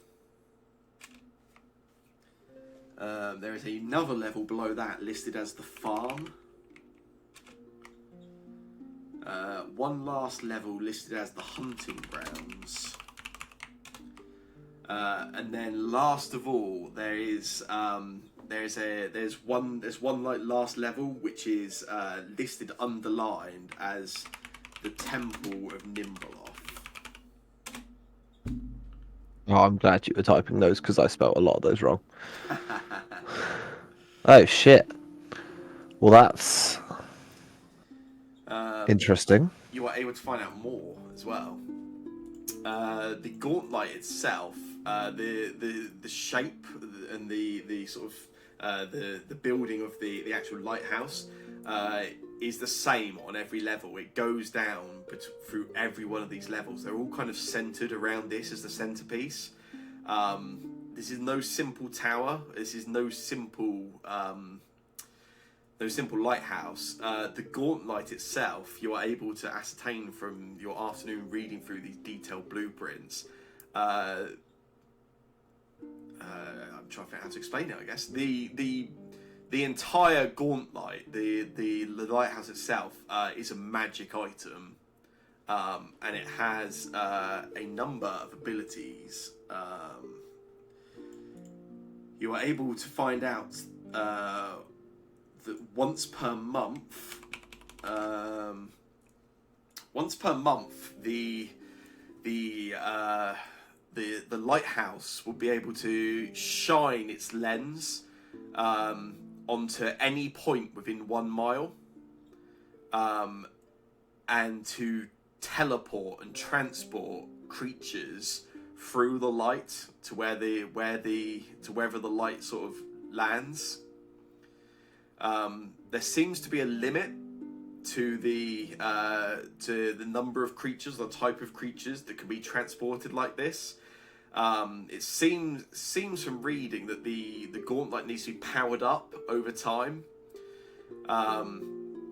Seems early on it can really only be used for quite low level transportation of like very small creatures. But it looks like over time that could grow quite quickly, and you're actually able to find a few, judging off the sort of the words that are sort of dotted around, what you assume to be names of creatures. There's a creature called an Urnacurse. There's a creature called a Barbazoo.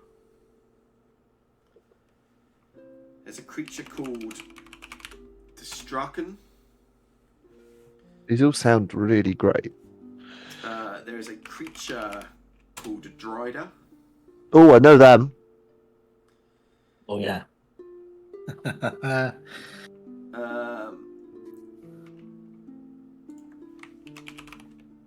There was a creature listed as Drow.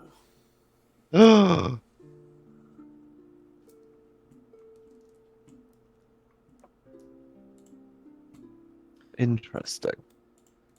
It's very unclear.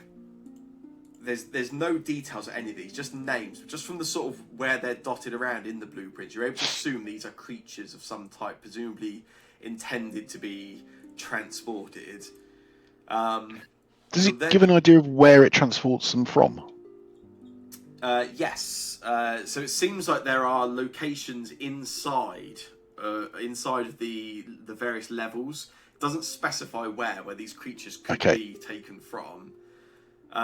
You're also able to understand that the power source, the way the gauntlet powers up Uthrid, it's not a case of like insert this crystal and this turns on. It is a sort of growing of power, and it has to be powered by a living creature. It's the life force of a living creature essentially used to power the entire magical instrument. Oh, and I assume my logical brain is going to suggest the bigger the creature used, the more power you get out of it before it's all used up. Doesn't specify. I assume it's very clear that using a creature to power it in no way harms the creature, and the creature is completely fine afterwards. Obviously. Yeah. Probably. I'm just thinking, we ran into a big swirly room of mist and strangeness directly under the gauntlet that had a fucking massive dead purple worm in it. The fuck could kill a dead? That's a lot Wow. of power to kill a purple worm. You But throw yeah. a big purple worm in there, that's a big creature. That's a lot of That's- life force. That's That is probably a lot of life force. power. That is, yeah. Considering we found that after you the think gauntlet that's had been used to raise a load of dead. true, but that purple worm had been dead for a long time, hadn't it? Well, no, it looked like it was dead and decayed, right? What if something's accelerated that? Were there other bones on the floor in that room? There were not, no. Oh, okay. Yeah, maybe then. Yeah. You also discover a few more things, Ufrid. The artifact itself, Gauntlet, it's essentially impervious to any attempt to damage. It's almost the description almost makes it sound like it almost lives and heals itself. It seems like there's a few notes that sort of damage to the actual tower will heal itself quite quickly. There is mention. There's a few mentions of lenses. Not very clear from the mention exactly what they are, but they're mentioned a few different times. Seems to be there are a number of these lenses, and they seem to be quite critical to the sort of final ability of the gauntlet. The final ability of the gauntlet is the ability to not only increase that teleportation effect from 1 mile up to 1,000 miles, but also there are notes of opening some kind of portal or path for something to be summoned through.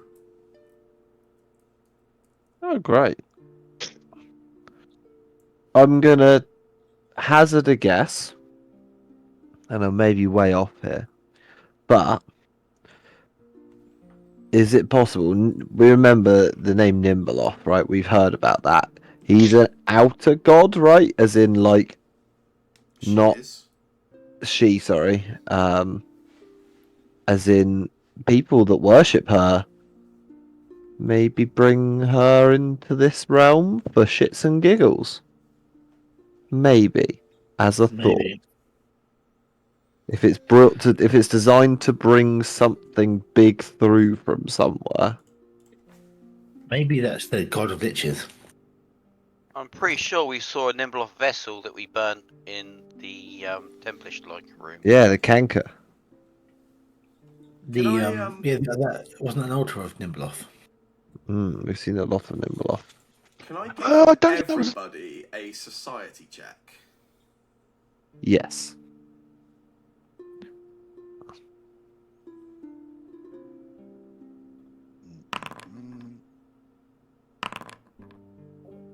Oh. Find that. I'm blind. No, you're just mute. Oh, thanks. Oh, great. Okay. There you Oh, yeah, go. it was That really makes good, you wasn't feel better.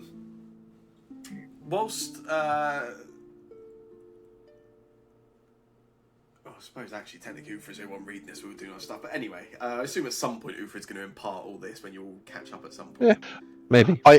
I imagine a long and overly wordy PowerPoint style presentation where at each point, every time we try and ask a question, is like, no, please, questions at the end, and then carries on, possibly starting with a big picture or maybe a soundscape of the outer space where Nimbleoth lives.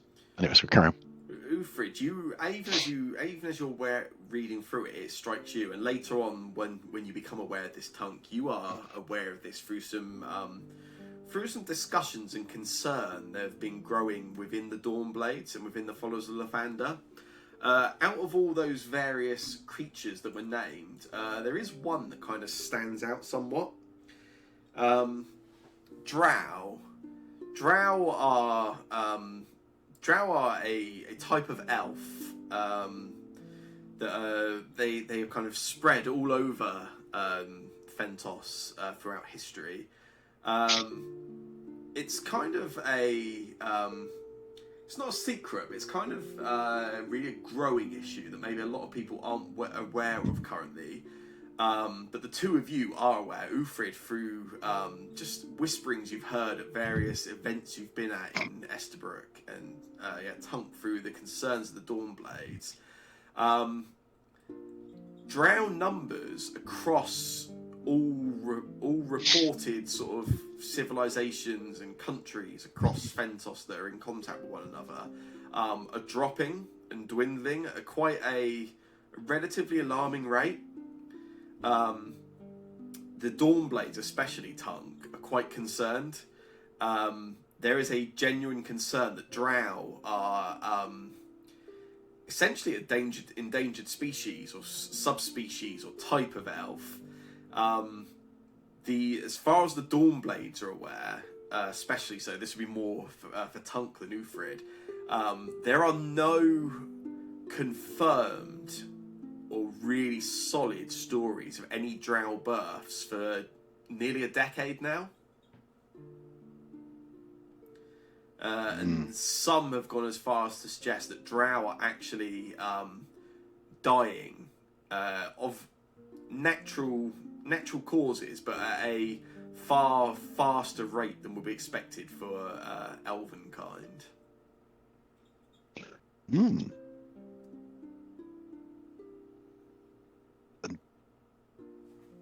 This, I assume, is not related, or do they think it might be related to the big sexy drow that turned up about 15 years ago, 20 years ago, 30 years ago? Can't remember.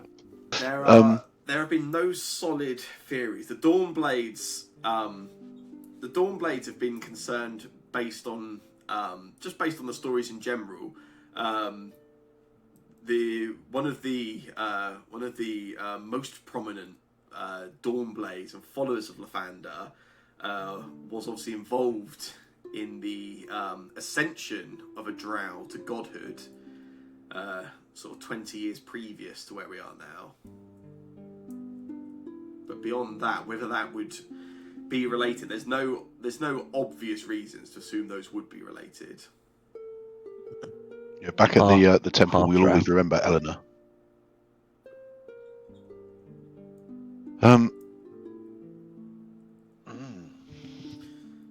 Yeah, that's your lore dump on your blueprints, Ufrid. Yep, I can remember all of that. I'm on it. Phil's taken some notes, and I will. Phil has taken a lot of notes. Once I can double check I haven't left anything that shouldn't be in there, I definitely can share the full details of that blueprint with you post session. But I just want to make sure because it's relatively lengthy, and there may be things that didn't intend to be revealed yet, or maybe ever. Who knows? I guess that is what Ufrid does with his afternoon. Winterberry, what are your plans for the afternoon? I have this lovely book I was trying to decipher the day before. If we're doing it, I will continue trying to decipher the Whispering Reeds. Yeah. You want to make one of those checks of your choice.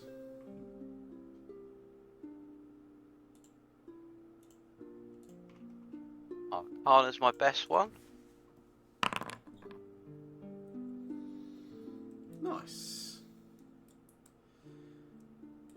So yeah, you spent a bit of time looking through this book yesterday, and now you come back to look through it again.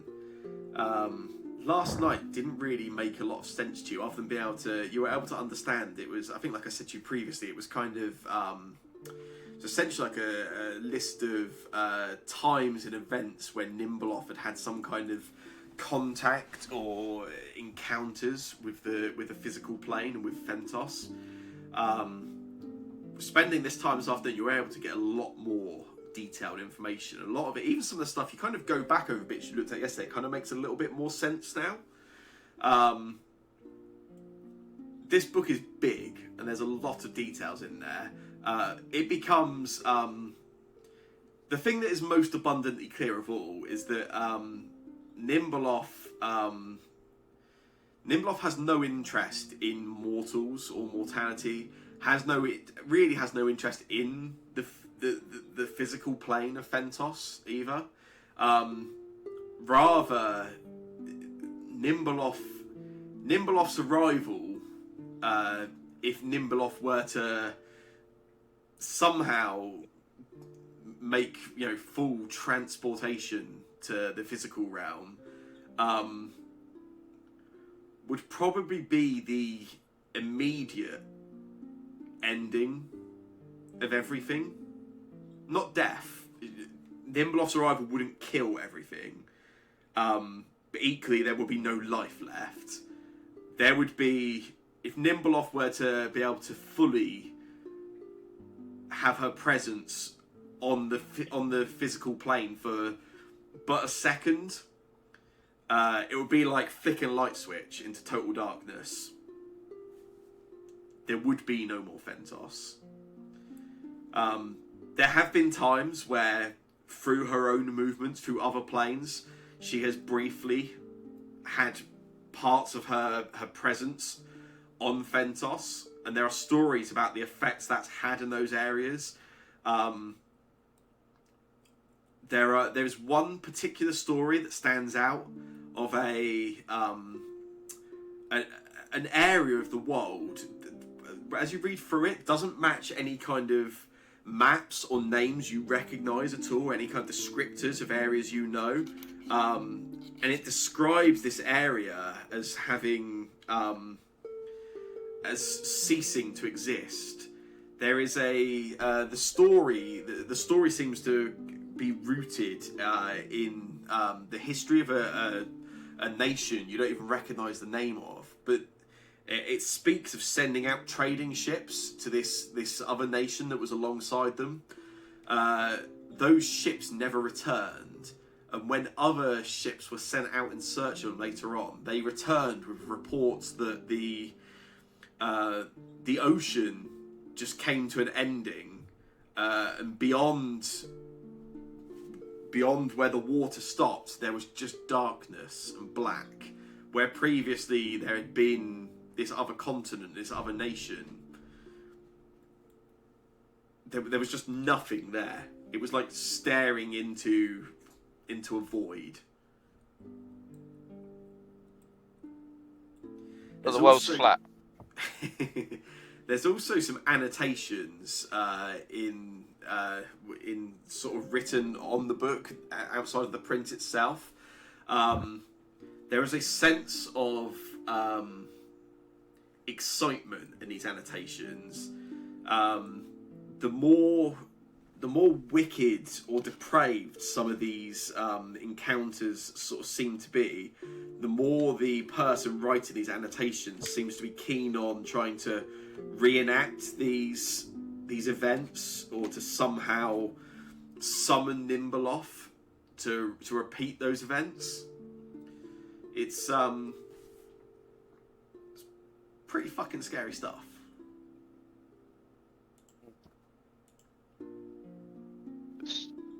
Scary god type creature.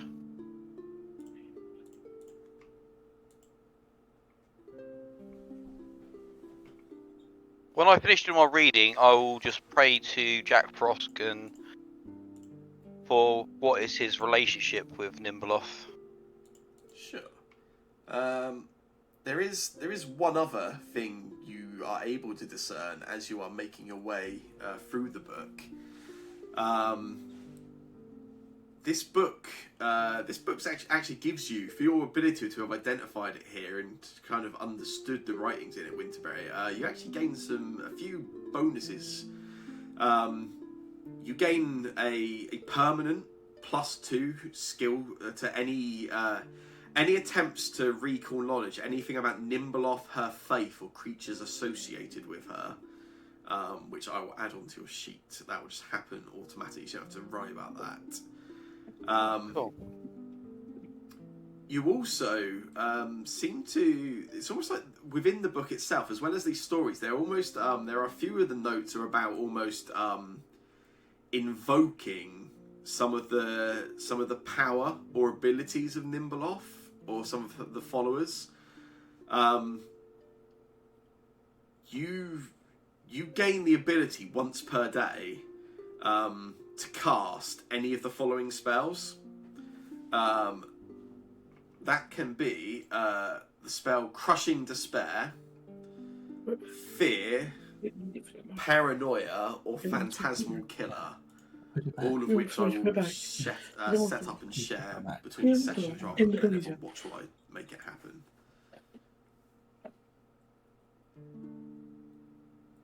Okay.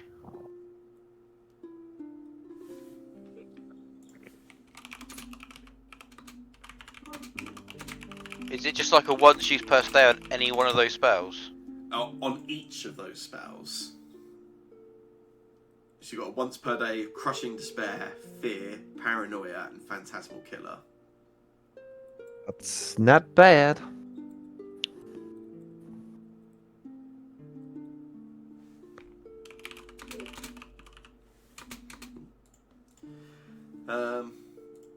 Yeah, 3 out of 4 of those he's using on Orion already.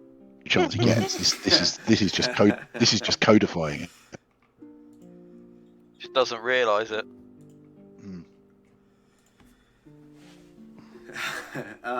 So I think it's pretty clear, Winterberry, why you've got this book.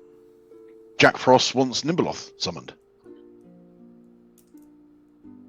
You don't know I've got this book. Winterberry's not told No, me I anyone. know. I know. That's what I'm saying. I will find out.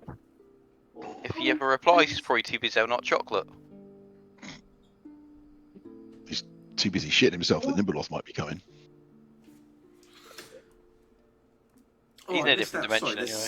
There's so much text this item. I missed out the other. There is one other ability this actually gives you as well, which is again, I will set this up properly for next time, but I can probably copy and paste this, I guess. Yeah. You can, for 2 actions, you can read aloud a phrase from this book. When doing so, you can target a single incorporeal undead creature within 30 feet. That creature then makes a DC 27 will save and takes 5d6 positive damage. Delightful. Positive damage. Am I saying nice things to it? When your hair looks Positive nice. damage, essentially, it is not... Positive damage is not very nice for evil creatures or undead creatures. It's kind of the opposite of... undead creatures like void damage. Void damage tends to be good for them and actually heal them, whereas positive damage is bad for them. Is there a type of incorporeal creature that would heal? Potentially, yeah. There certainly could be. It would be Cool. It would be uncommon, probably certainly wouldn't be the norm. But if a creature positive damage and void damage in general, there are certain creatures that will always heal off them. Yeah. That makes some sort of sense. So sort of maybe like I not actual celestials, if celestial is an actual type of thing, but that kind of Yeah. sort of positive dead things. Or not live, I suppose. Cool. Which I guess brings us to Kays. What are you doing with your afternoon? He did say I'll be right back, didn't he? So in that case, Yeah. we don't know what he's doing with his afternoon. Is he taking someone to the bus stop? Well, I did just get back. Oh. Excellent. Hey! Hi. Timing. What's Kays Is planning it to do still with the this, same this day? afternoon? Yeah. Oh, okay. I don't know. What can I do? I mean, I don't if there's nothing in particular, you can just chill out for there. It's just some members of the party had some stuff that was quite How- time-consuming to look into, I guess, yeah. How does Kays feel about not being cured? Or how does he feel about having... I mean, I would rather not get ghouled, but if it's like a slow thing, then I can wait a bit. Cool. So he's not like too freaked out by it. Yeah. Cool. I'm probably just gonna like spend the afternoon relaxing, I guess. That's cool. That is absolutely fine and reasonable. Which, I mean, I guess will bring things round to like early evening, dusk time. Was there enough time for me to finish What the Worm Knows or not? Oh, yes, sorry, I totally forgot to come back to that one. Yeah, you were looking through What the Worm Knows, weren't you? Yeah. I've just closed my list of books and info, one sec.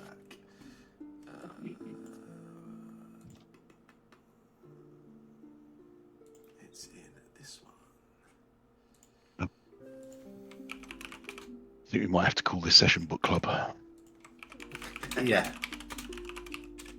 Still. Traditionally, don't name the sessions till next week, so we'll see. See if I come up with something funnier.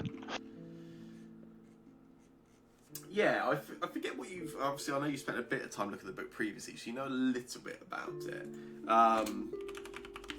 But you are...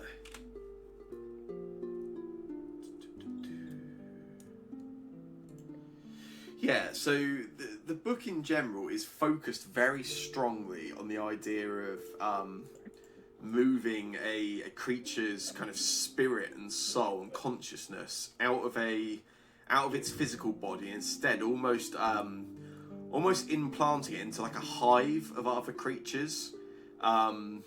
Specifically in this case, it talks about worms. Essentially be able to turn a hive and a piles of hundreds, maybe even thousands of worms, essentially turn them into a single hive mind of a living creature. Almost like you could put your entire personality and will into one of these. It seems to be a process which is extremely doable. There's no kind of suggestion that this is definitely something that can be done. There are some notes around it. In particular, there's one of the sort of selling points or strengths of doing something like this seems to be the idea of in many ways kind of cheating death by taking your spirit out of a singular mortal shell and sort of spreading it across whole hives and colonies. You essentially grant yourself immortality. Unless that entire, every single creature from that single hive or colony is sort of killed all at once, then the colony can always rebuild and replace and regrow. So there's this general sort of idea that it's kind of it's a sacrifice. You lose maybe the physical presence you had in the past, but it's a way of keeping your consciousness alive for eternity, outside of some situation that destroys all of the creatures your sort of consciousness has been placed into.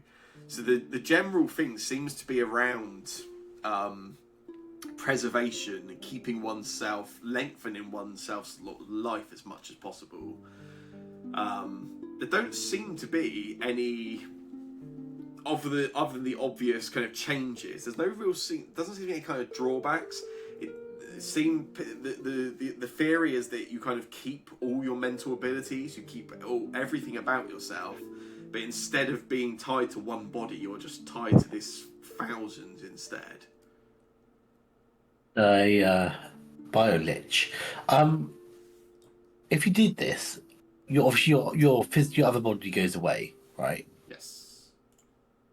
I'm assuming the downside is that you can't turn back in very easily because you're a bunch of worms.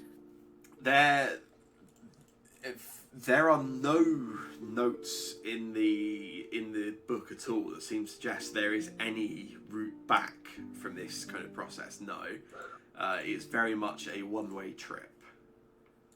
Okay, so no one actually knows if it works or not.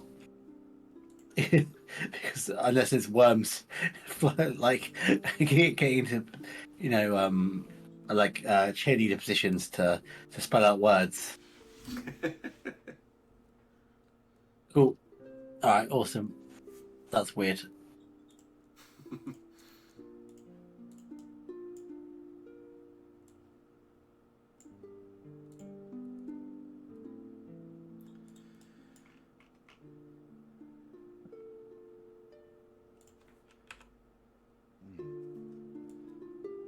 Yeah, so I guess if there's anything else to discuss or do this evening. So, how much of each of those bits of information are you each sharing?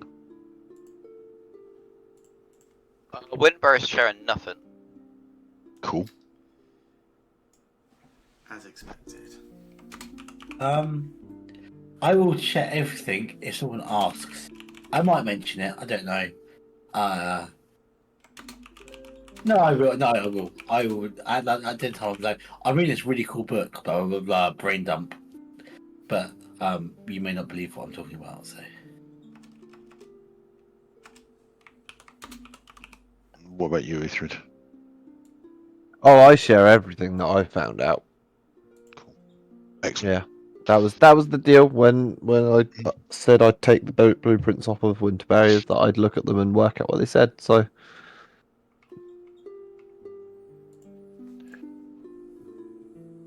Once you've finished studying these blueprints, then I think we should send them to Easterbrook. who?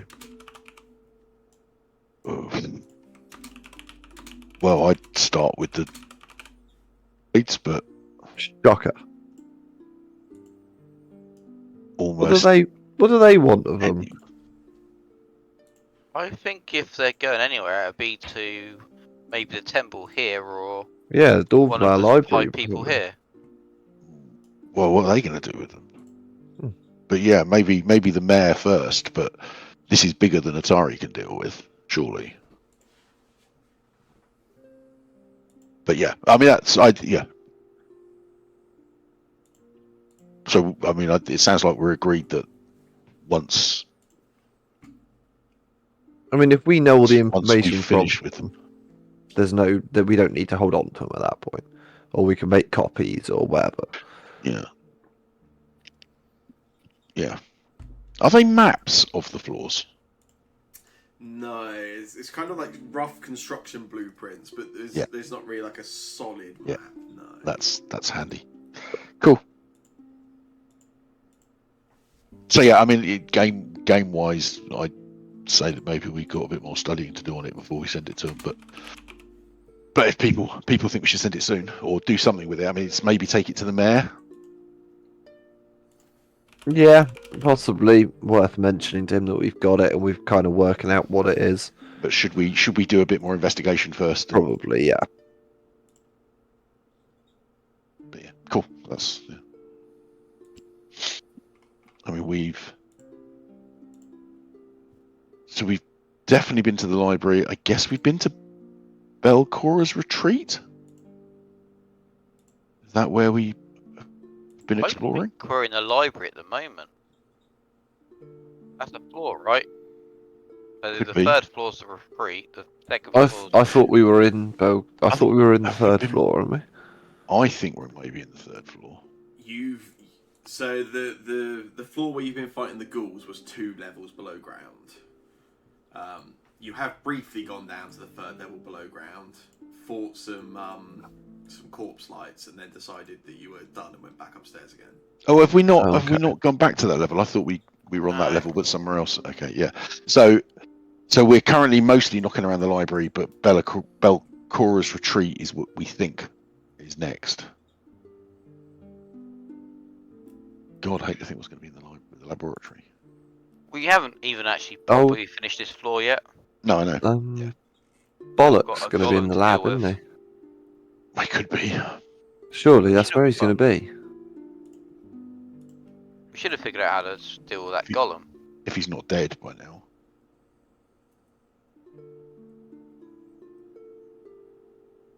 Yeah. Okay.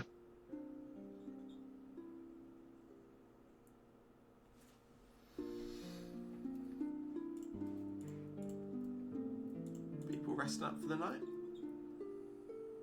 So yeah, is everyone ready to set off early in the morning?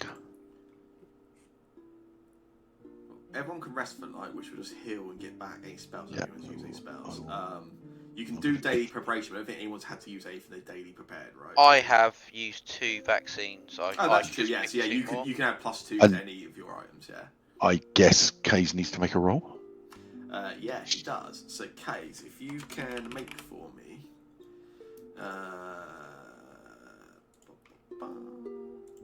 I'm going to give him another vaccine, so I'm only going to put 1 up, so he's going to still have that +2 for the following day. He's already got it because you gave it to him yesterday, right? Yeah, but as soon as that ends, I'll give him a fresh one. You know what I mean? Sure. Yeah, if you want to. Yeah. Yeah. Okay. It won't have any effect. No, he's going to use it after because it's only for 1 use. Right. Yeah. So sorry. 24 hours later. Yeah. Okay. Yeah. Cool. Yeah, Kate, if you want to make.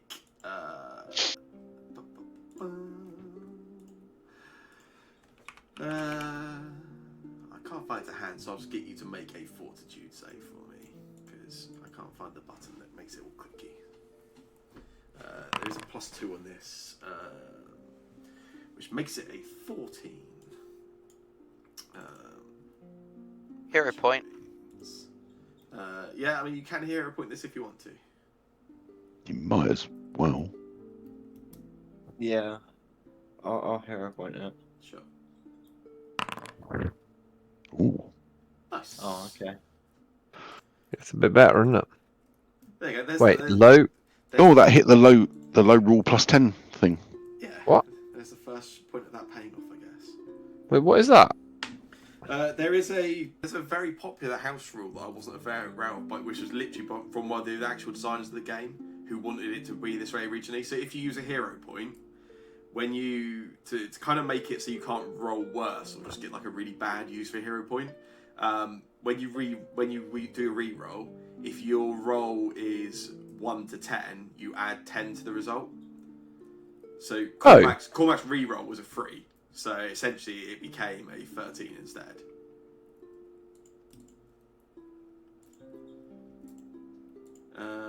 That's actually equivalent to just rolling +10, right? Always Essentially, yeah. +10. Oh, sorry, it was actually Yeah, 7 was his re-roll. It was a 7, but only if your roll is a 10 or lower. Yeah, and it also actually doubles your chances of getting a 20 and then getting a crit success.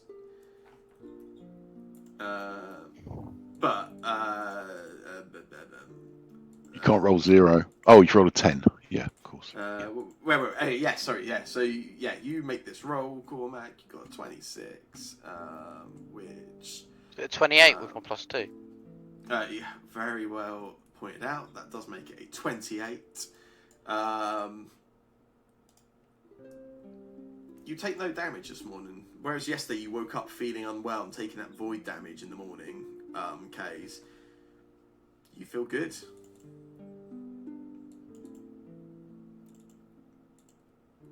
Excellent.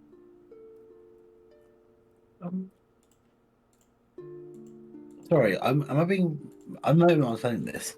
Surely, if it's a low roll, Oh, hang on a second. Plus 10 if it's low roll. Yeah, fine, got you. So basically, you're always rolling 10 to 20. Yeah. Yes. Yeah, fine, Yeah. fine, cool.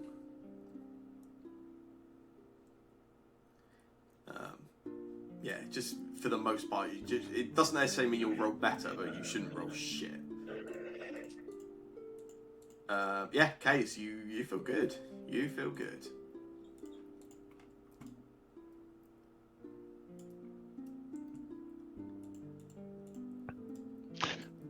Excellent. There you go. Lathander's looking after you. What's the I what's the thought it plan? was Serenro. I thought it was Jack Frost. Serenray,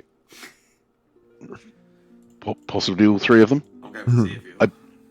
I believe Case does Yeah. actually have a symbol of Lathander on their kit. No, I will save that question for later.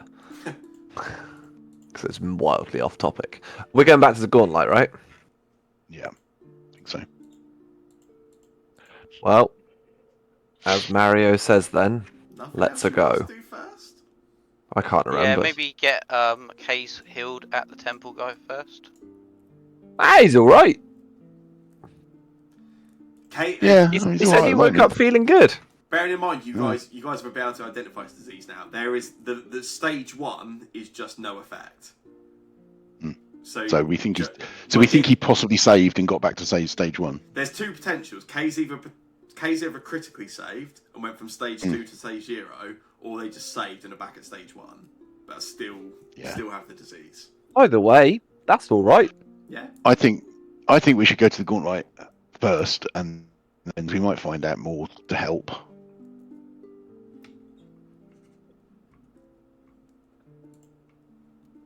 I think getting him healed first.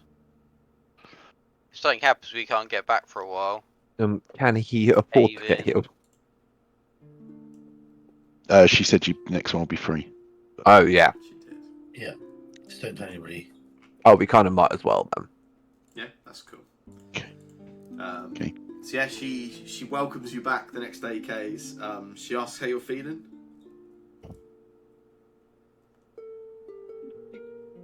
I put a thumbs up. Yeah, positive. So you won't be biting at me today then. She looks around at the group again. She says, well, I made you a promise yesterday that I'd try this again. It's no guarantee. I know I told you.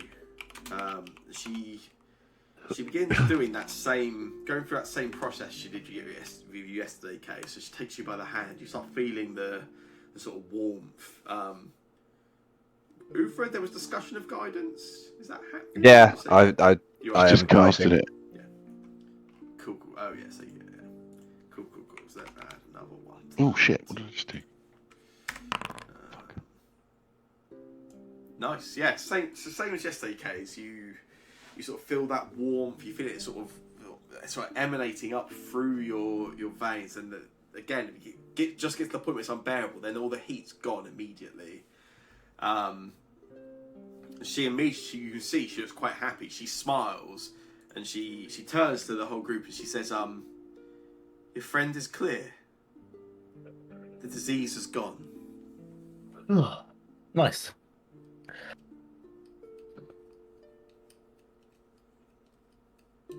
Only 36 gold. Yeah, she says to you all, she says, I'm glad I could help. As I said, I can't offer these services for free all the time, but if you are in need of any kind of blessing or yeah, that's fine. If you're in need of any kind of blessing or healing or anything like that, I can, for a fair cost, I can help. And anything for and she sort of turns, she smiles at Orange. She says, anything for friends of the library.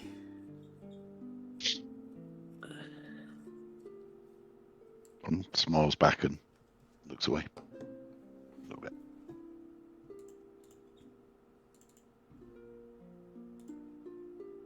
Is there any books about golems? Any books books about golems. She turns to you. She says, no. That's not the sort of place this is. I told you yesterday, we're about divinity and worship and nature.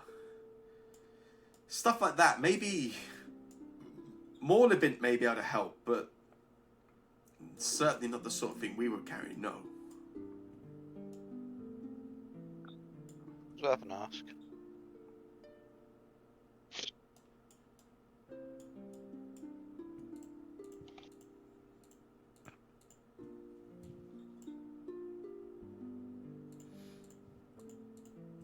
We're going to the Gauntlet now.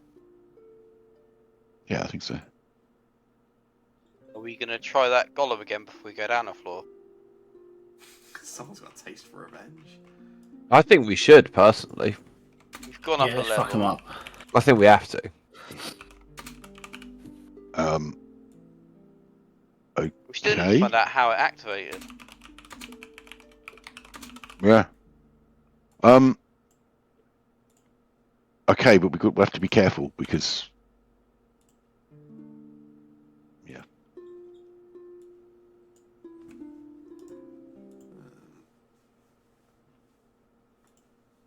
I can bring you down to the area where you left off previously after encountering that ghoul.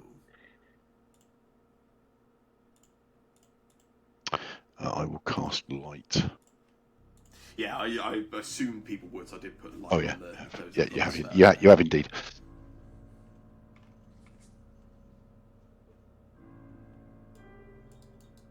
Just going to pop here to remind myself of where this is. All right. Yeah. Okay. I know where we are. Where was the golem? So I mean, Back- the way Straight up, right?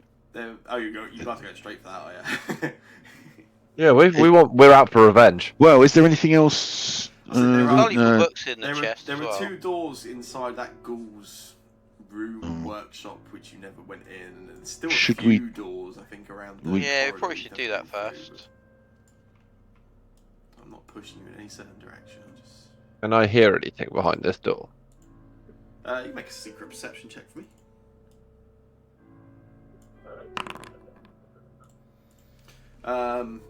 No, you hear absolute silence on the other side of that door.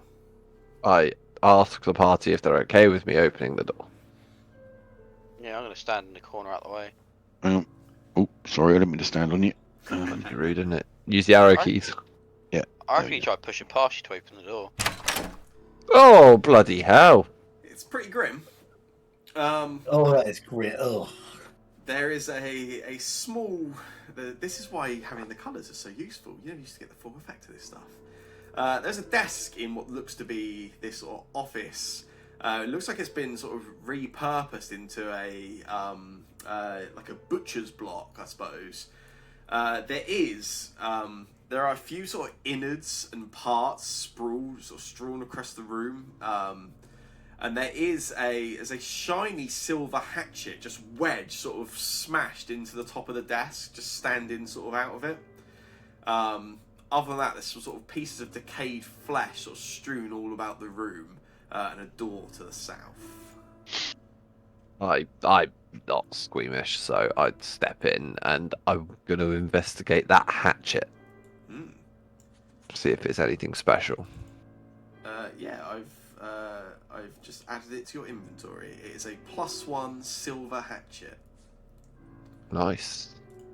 Is it being silver matter? Is silver the thing? Yeah, In there? absolutely. It's good against vampires. Yeah. It's well known. Yeah. And we've been dealing with the undead. Oh, it's got throne on it. That's cool. Yeah, there are certain creatures that may be weak to silvered weapons. Yeah. Like if we were to go kill this werewolf that supposedly has taken someone's wife. oh, they don't like garlic. More vampires. Ah, Yeah, it's shit, yeah, you're vampires. right. And mirrors. They hate mirrors as well, don't Yeah. they? Oh yeah. It's because it's a hairy. That's good. They're just so very self-conscious. Before anyone starts assuming I'm setting up for a Halloween themed adventure on that week, we're away that week at Disneyland. So That's not the point. You have to run one from Disneyland. Mm. I'm not sure how that would go down with Lizzie, but you can You go- suggest it to her. Are you going for Halloween on purpose? Yeah, it's so Lizzie's birthday's the 29th, so we're there for Right. Lizzie's birthday and for all the Halloween stuff. Yeah, That's we pretty cool. actually leave on the 31st, but we're there most of the day on the 31st still. Yeah, I'm very jealous. yeah, Yeah, that it would should be cool. Awesome. Yeah, I'm sure you go to the one in France. yeah. Yeah, cool. Are you awesome. taking Cormac? Sadly, yes. I'll say if you had taken him, he could have ran his Star Wars one. Yeah, cool, mate, come on. Yeah, that's true. Very true. No, What that's, are we- that's in the summer. He was planning to run that. I was gonna say it's 2 summers we've been waiting now. No response. Insane in character. Shall we open this? Yeah, go on, open it. Oh, that's gruesome. If that previous small room was sort of strewn with body parts, this one is instead filled with decaying full bodies stacked around the room. Looks like what may have used to be some kind of bedroom. Maybe is now just being used as a rudimentary and primitive meat locker. Before we go too far into this room, can I have a little bit of a, I guess, feel of the arcaneness of the area? I'm tapped into some kind of arcane, right? I just want to see if there's any kind of hints of like necromancy or anything going on in the room. Sure. Make an Arcana check for me. I have a staff that gives me a +2 circumstance bonus to checks to identify necromancy magic. Does that apply there? Lovely. Absolutely. Okay. I basically just want an excuse to use the staff. You get no sense of any kind of necromancy magic in the air, no. But that could just be because I'm not actually capable of detecting magic at will. Cool, you're good. Investigate away. I don't think we need to investigate any more than this. This is They gruesome. might have stuff. Do they have anything in their pockets? So there are like 5 Morlock bodies strewn around the room you can recognise. You want to search for them, did you? Are they wearing clothes? Yeah. Some of them have like some sort of clothing and rags on. Yeah.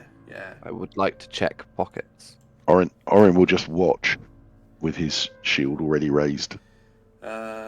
Yeah. Make a Yeah, make a secret perception check for me, Fred.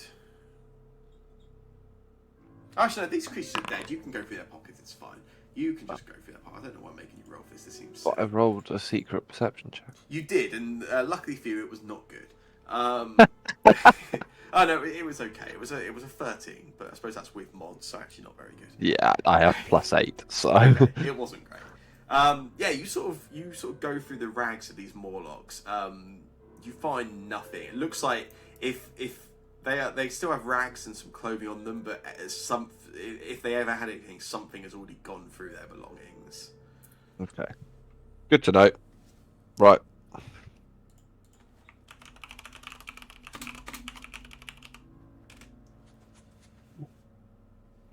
My position implies I want to open this door, but I do not.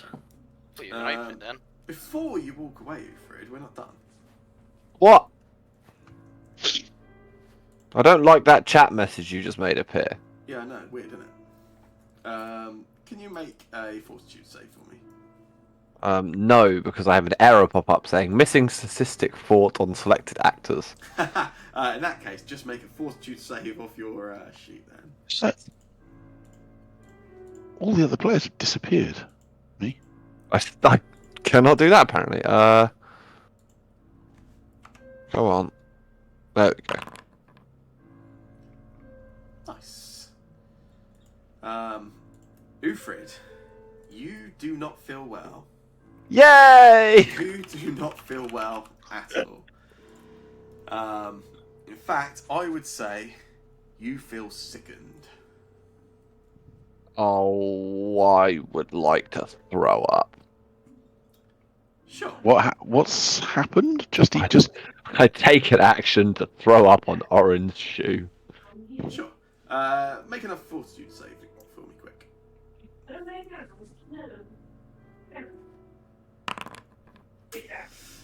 Yeah, you are sickened.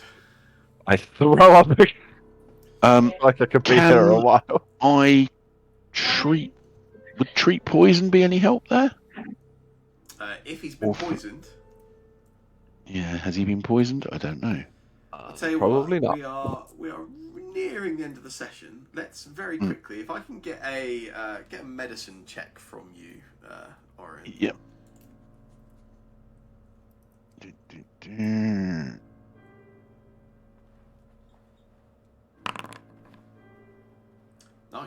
Nice. Yeah, you look over Ufrid. You see him sort of retching, almost sort of forcing him to try and forcing himself to try and sort of clear whatever is ailing him. You take a second to consider what's just happened in this room, and it becomes quite apparent to you, or quite likely, based off the look of his complexion, the way he's reacting, and the stack of dead bodies he just spent some time rifling through, decomposed dead bodies. It seems very safe to assume that having cleared 2 diseases from your party in this session that hasn't involved much other than that, your friend Ufrid has come down with the disease known as blue blisters, a disease which is known to cause prominent, painful blisters on the skin and gums, and cannot be reduced in any way until it has passed, Brilliant. or through no natural means anyway. Naturally, it is a disease that passes through the user in around 2 weeks, and does develop as that time goes. Oh, that's terrible. Great. And we'll end that with you guys trying to work out how to get rid of disease from the party again. Could I throw up again? You can keep doing it, but there is no natural way to get rid of this particular sickened. I just want to get rid of my sickened. I just want to retch. Oh, I wonder if Winterberry's vaccine would help. You play with decomposing dead bodies and you get blue blisters. That's just the Well, rules. yeah, that's fair. I mean, It's on you, really, isn't it? yeah. I only made 1 vaccine today, and I've already used it. It also would be pointless. There is no way for me to naturally get cured of this. It's also worth bearing Oh, I in mind can't with your versatile vials, Shane. You can make anything you know as an action. So I can make it to help you. So when you do your roll, you will not. So ill. versatile vials, for one action, you trade 1 versatile vial for any of your alchemy items, and then you regain 2 versatile vials every 10 minutes. You've basically got all your items permanently now. Oh, yeah, that makes more sense. Yeah, it's good. So that feels like it Um, fits with your character. You just concentrate. Yeah, and yeah. Like a little thing just forms. Am I correct in saying the versatile vials are better than my healing potions as well? The versatile vial does 2d6 hit points, Yeah, my normal ones do yeah. 1d6. and you can, rather than have people have to use it, you can just throw it at someone. It smashes on them and heals them. Yeah. So I'm thinking it's probably pointless me doing healing potions now. I might as well just use the versatile vials as healing potions instead. Sounds like it. Nice. If you're conscious. My elixir of life does other stuff. Hmm. Well, that does now. Be useful here. Is it gone? Elixir of life, you get bonuses to saving throws against diseases and poisons for 10 minutes. Oh. Yeah, cool. We'll pick it up next week. Where you are planning to go find that golem, I assume. Yeah.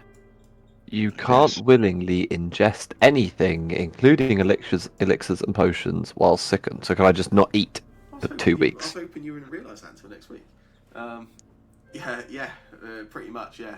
You are... Sweet. I can throw my vials at you. I'm gonna be so fucking skinny. It's gonna be great.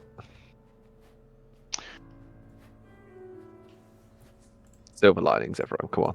Got to look on The the bright side. disease itself won't kill you. Thanks. It's just the Can throw healing potions at you. not be able to eat or drink thing.